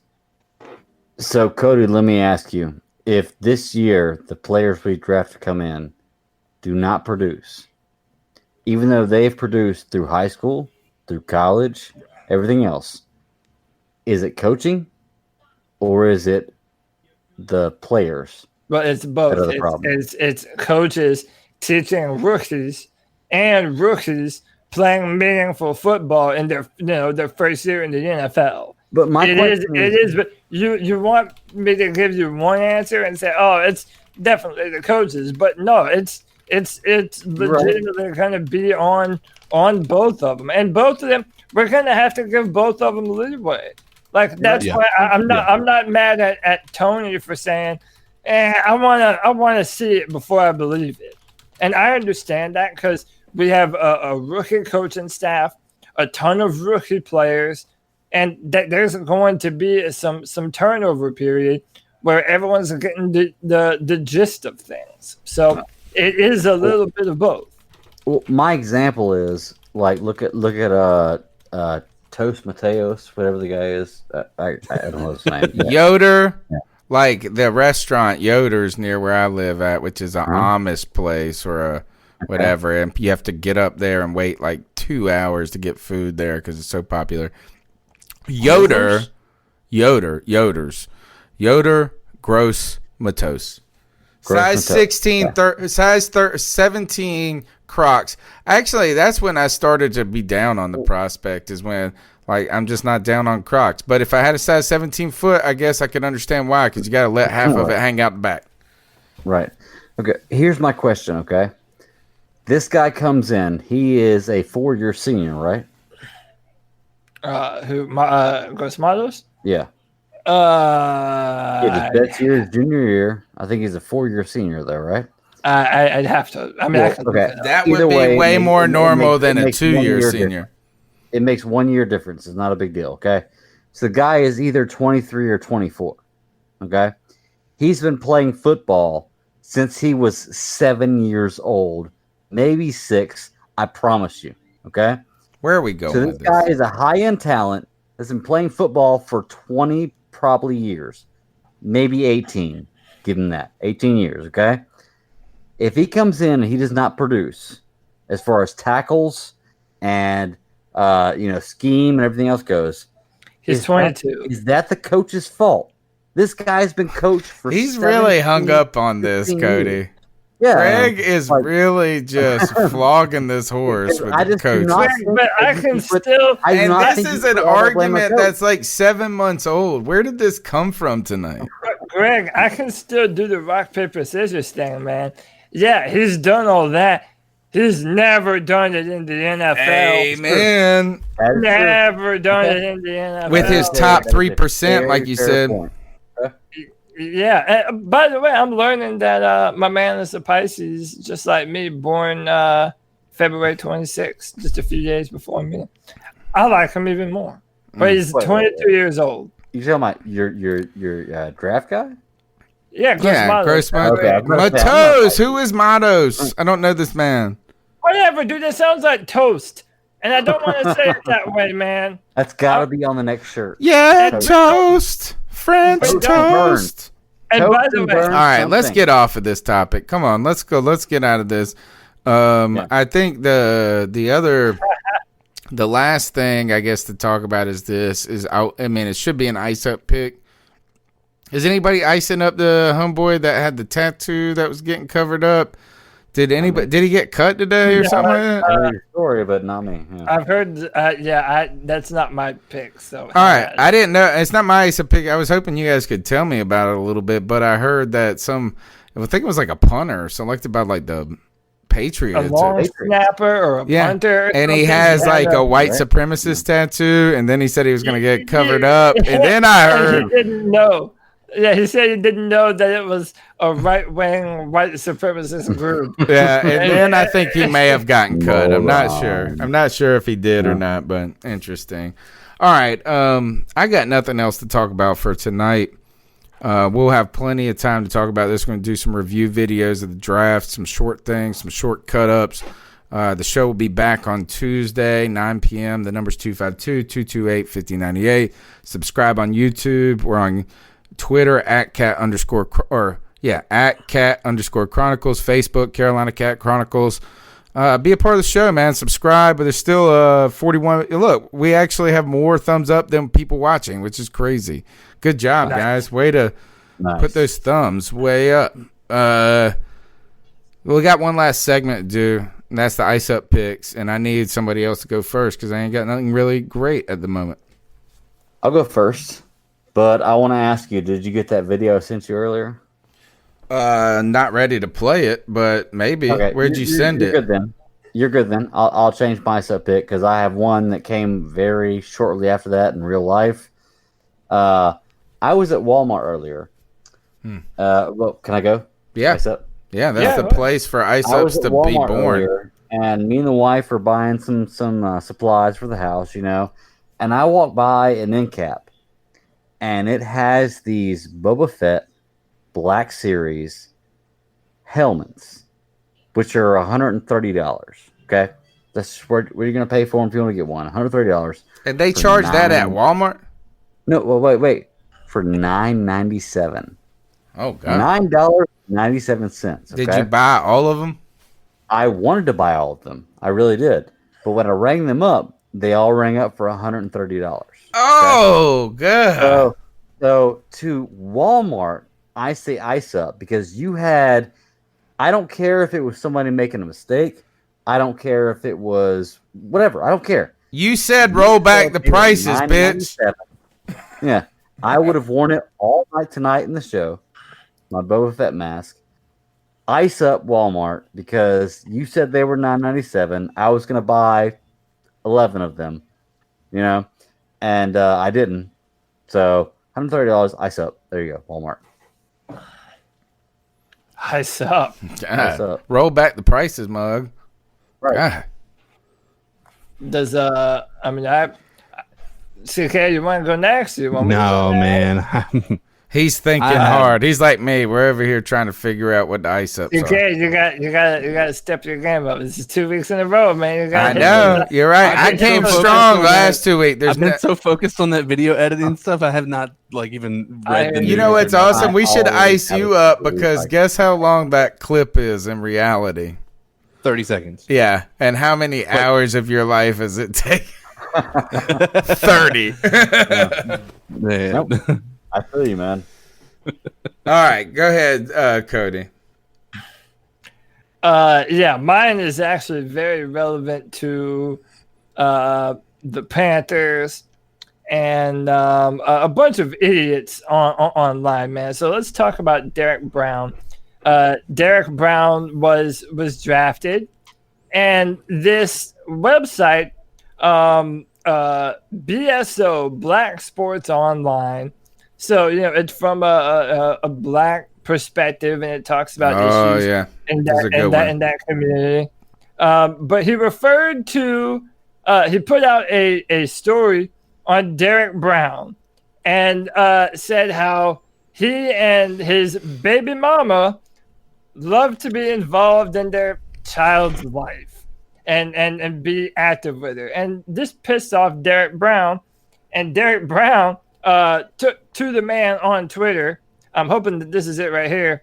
So Derek has since deleted the tweet, but pretty much it was like, "Hey man, this is my girlfriend." This is put some respect on her name. You're out here calling her baby mama, trying to represent the black community, and you're using these stereotypical terms. And the dude's name is Robert Little, who runs the website, and he's a piece of shit. He has misquoted players a ton of times. He said he's had a bunch of players get pissed off at him before, and this is not the first time it's happened. He's always causing trouble with the players that he claims to be representing and trying to uplift. Like, you're a hypocrite, and then he wants to go at Derek Brown. Like, Derek Brown is the one who's sensitive.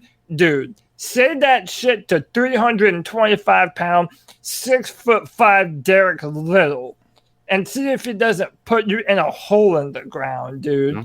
Like, watch your mouth. These players, they're on Twitter as well. They see what you're saying. Have some class. And so to Robert Little of Black Sports Online, ice up, son. Ice up. Ice up. My ice up pick is probably going to be controversial in this fact. Is I'm icing up the social media stone throwers, the rabid lock down the world's people when it came to COVID.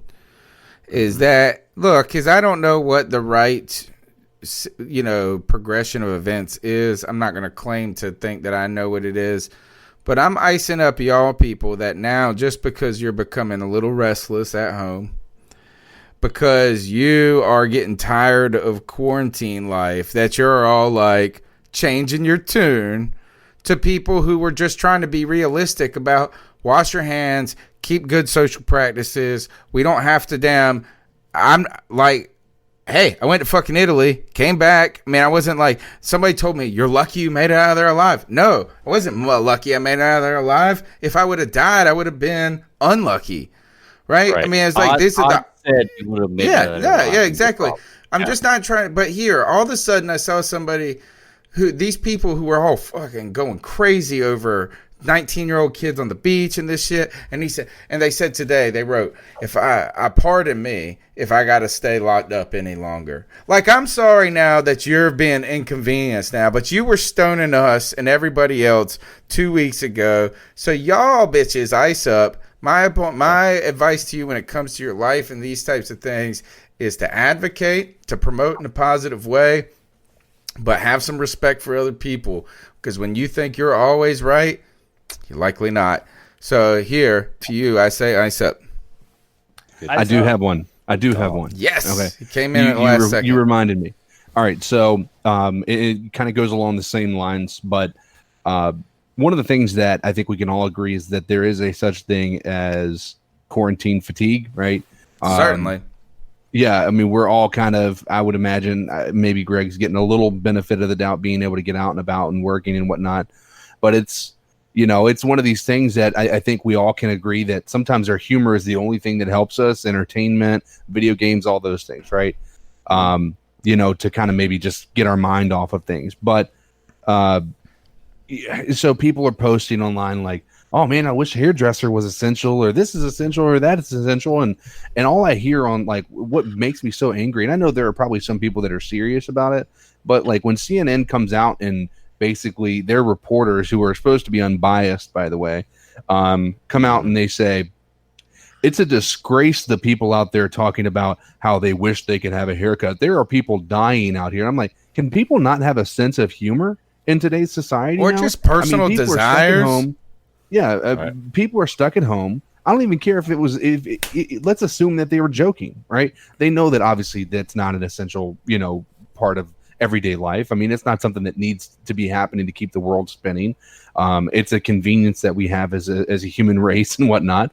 But when people say that, it's an inconvenience. But I think we all can agree that it's not a reality. I mean, we want things to open up, but we're not in the mindset that if we're really concerned about COVID, that's not going to be a priority to open up. Right. Well, when you sit here and have a media making the people who are making these comments seem to be like they're evil people, like, I mean, just destroying them without allowing people to actually even come back and combat the opinion that this newscaster is making millions of people believe.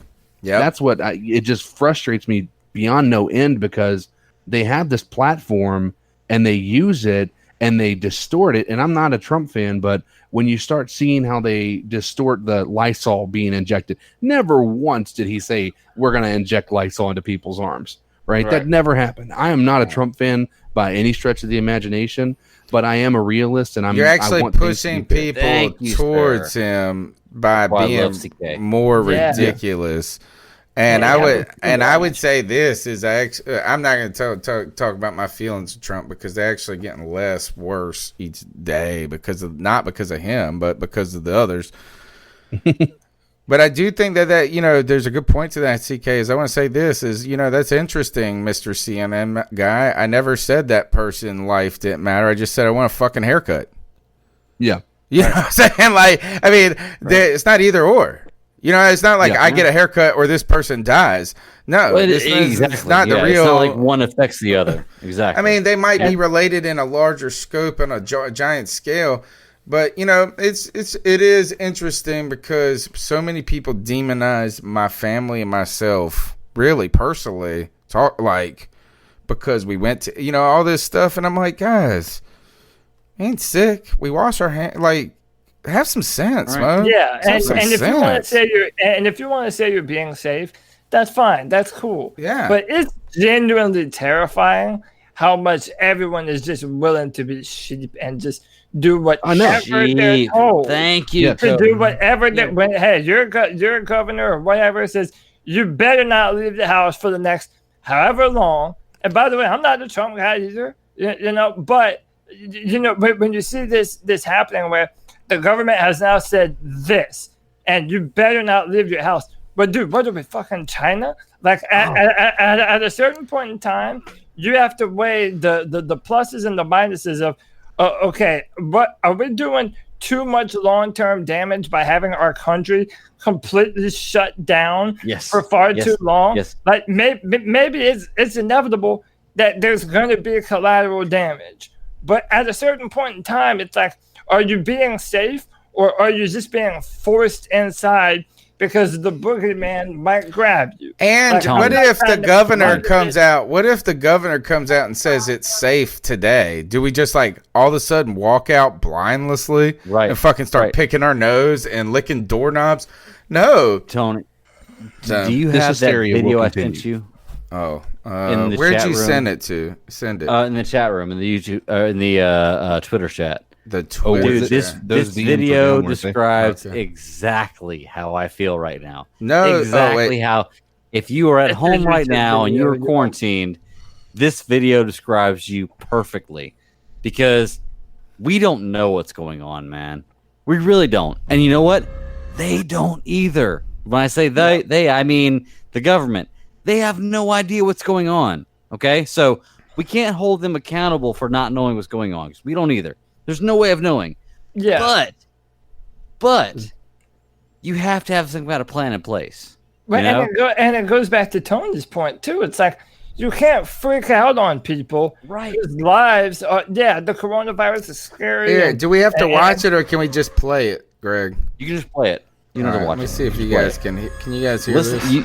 A lot of you have probably heard. That's the ads. Here we go. Yeah, I really don't understand why everybody is. My wife maybe watched this. Very clear. Yeah. So let's take a minute and let's go over them again. First, you must not leave the house for any reason, unless of course you have a reason, and then you may leave the house. All stores are closed except those that are open, and all stores must close unless, of course, they need to stay open. This virus is deadly, but don't be afraid of it. It can only kill people who are vulnerable and also those who are not vulnerable. We should stay locked down until the virus stops infecting people. And it will only stop infecting people if enough of us get infected that we build immunity. So it is very important that we get infected and also do not get infected. You should not go to the doctor's office or the hospital unless you have to go there. Unless, of course, you are too sick to go there. This virus has no effect on children except for those children in which it affects. The virus remains active on different surfaces for 2 hours or 4 hours or 6 hours, but in most cases it's days and not hours, and it needs a damp environment or a cold environment that is warm and dry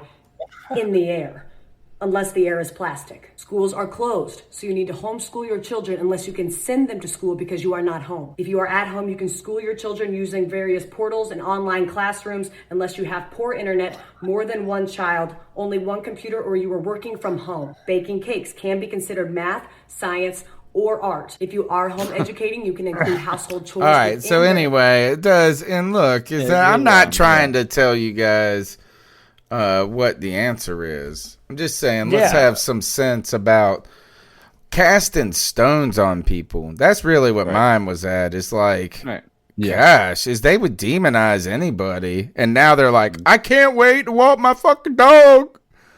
Well, I get so mad when people just would judge me for licking doorknobs. I mean, it was just unnecessary. It's so unreasonable. I was just building up my antibodies, asshole. Yeah, dude, come on now. I'm just trying to build up them good old white blood cells. All right. This is the I mean, I get it. The one guy who had his hand on the doorknob and I licked it, that was weird. I get it. Did you guys hear about the guy, though, that went around licking doorknobs to prove that it wouldn't happen? An old and then story, he got man. corona. Oh, it's not real? Yeah. Okay. I'm a sheep. No, it's real. It's definitely real. The guy did it. This is the C3 Panthers podcast brought to you by CarolinaCatChronicles.com. Every Tuesday night, we're here chopping it up for way more time than you are comfortable listening to, except for all of those people that actually watched the entire damn show tonight. You guys are effing awesome, man. Mom, guys. Over 2 hours and 52 minutes and still 40 people watching live. You can't beat that. I'm sorry. That's commitment. That's keep pounding. That's Panther Nation. Smash the thumbs up button. Subscribe on YouTube, iTunes, TuneIn, Stitcher, Google Podcasts, whatever. Wherever the hell you listen to stuff, just Google the C3 Panthers podcast. We're here. My name's Tony Dunn, at @cat_chronicles. The Bat Daddy, the Stat Daddy. I know you got some shows, lots of shows. Give us a plug. Oh man, you know what? I am at the Bat Daddy 52. You can find me on Twitter, and I run one show, the Super Civil Service Podcast, excuse me. Which, by the way, CK is going to be on this week, covering the Two Towers. But we also have a big announcement that in a few weeks we are joining a network, and we're going to have a lot of shows going on. So if you're a geek, check us out. CK, I can't wait to have you on. Two Towers, MCU news. Man, it's going to be fun. Yeah, I'm ready going to be having a blast for sure. Yep. Go ahead, Cody. I know you dropped an episode today on your gaming podcast. Yeah, so I have a brand new podcast with my friend Jeffrey Redmond called the Cripple Connection Podcast, where you can listen to two highly intelligent cripple mofos talk about everything on video games and video games related. If you're into video games, we're going to talk about everything. It's on my channel, but you can also search the Cripple Connection Podcast. I'm basically done with draft tech for the year. There's going to be a few monthly mock drafts that are kind of mulling over 2021. But for the most part, I'm done with that. But I have a draft review tomorrow that's going up live on drafttech.com. So be sure and check that out. And last but not least, you can follow me on Twitter at CodyLac, CodyLac. And you can talk to me about whatever you want to, man. And that's all from me. CK, when you're not licking doorknobs, where can they get after you at? You can get me on Twitter at CodizzleAllen. I've been trying to get the streaming thing done on Twitch, so I actually might need some of you guys' help. I mean, if you're interested in trying to help me out here, there's a level that you can become, which is called an affiliate. And what that requires is that I need 50 followers and I need to have an average of 5 viewers for every stream that I have. So if you guys if you haven't downloaded Twitch and you like the idea of listening to this guy play video games in an entertaining manner, at least I'd like to think it'd be entertaining, then go download Twitch, create an account, give me a follow, and it's completely free. You can subscribe to channels if you decide you feel like that's important, but it's not a requirement when you talk about following somebody like myself, and help me out and get to that affiliate mark. Make sure you send us the link, homie, when you go live next time, no matter night or day, so we can get those. We'll get you those 50 quick, like in a hurry, as we continue to pound that out. Yeah. Fantastic show tonight, guys, man. We'll be back next Tuesday. Until then, keep pounding. Keep pounding. Pounding. Holy cow. How does it go? It goes on and on forever. Good show. Did you get a chance to look at that video I sent you, Tony?